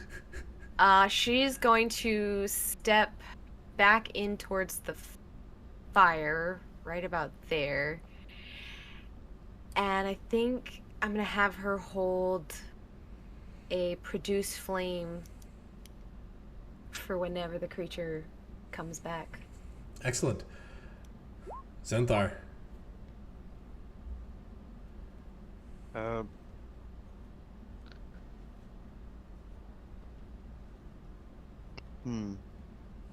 He's gonna do the same, except for he's gonna stand over closer to I can't remember his name. Terran? The Oh, did I not give you guys his Terran. name? I'm sorry. Here. Play No, it. his name isn't. You should be able to say Hey, it. heck yeah. Now I can. My bad. I'm just gonna hold. He's gonna hold his action in the defense, to try and help him out. Yeah. Like the guard. Nice. he will instinctively, when you arrive close to him, he puts his hand in your back, and it's not like a he's gonna blast you. It's like a, okay, you're now my shield. I'll make sure that I'm never more than like a forearm away from you. So it's like he's here, and like you see his hand appear over your shoulder as he's leveling an attack, like preparing. Parn. I will pull Sage back as far as I can if she's willing into at least the logs. Yeah. Okay. Yeah, she's not here to say no, so don't read into it. She moves willingly. She consents to being moved backwards. Slippery slope. Okay. As you drag her back, Taryn will close his sheet. Taryn, what spells does he have left? He's used a lot of them. God, he doesn't have anything that can help Wolfie. He will... Is he even close enough to do a perception check? No. He's just going to hold an attack. He's going to hold a firebolt, and he will push on your back, Xanthar, and he's like, quickly, back to the fire. And he will try to move, 5, 10, 15 feet to here. Are you willing to be moved by him? Yeah, I'll say I didn't even use all my movement speeds. Yeah, Okay, that perfect. works perfectly. So he'll try to push you back to the fire. Fang, roll a death saving throw for us. Whispered death saving throw. Right, and that, because that doesn't show up in the broadcast, the stream, which is kind of fun. I've been thinking this whole time that it does. It doesn't show up at all. It's 10:59. Man, do we do one more round? No, I think that in the against my better judgment, or rather with my better judgment, that's where we call it, where Wolfie has been dragged into the water by this dinosaur, and you are all left kind of alone up on the shores here. I'm going to really quickly run through what each character can see, because it's totally different than what is showing. The light is too much for how much water is coming down from the sky and how dark the rain is. 30 and 30 is much too large. Let's make this a little bit more realistic with 15 and 15. Now, just for the stream and for myself, this is what you all can see. Let's do it over here. It's not going to show up well because it's showing me everything that I can see. What a disappointment. Well, I can see what you guys can see. Unfortunately, the stream won't be able to tell how dark it truly is, but it is very dark. I can still see out to here. Yeah. Lorelei can't even see the water. Sage can't even see the water. Taryn can't see the water. Xanthar can see everything. Xanthar's like, yeah, that tree way over here, I see it. Like, Xanthar sees everything. Okay, cool. And with that, we will end our recording, end our stream, and then let me see, mute this thing.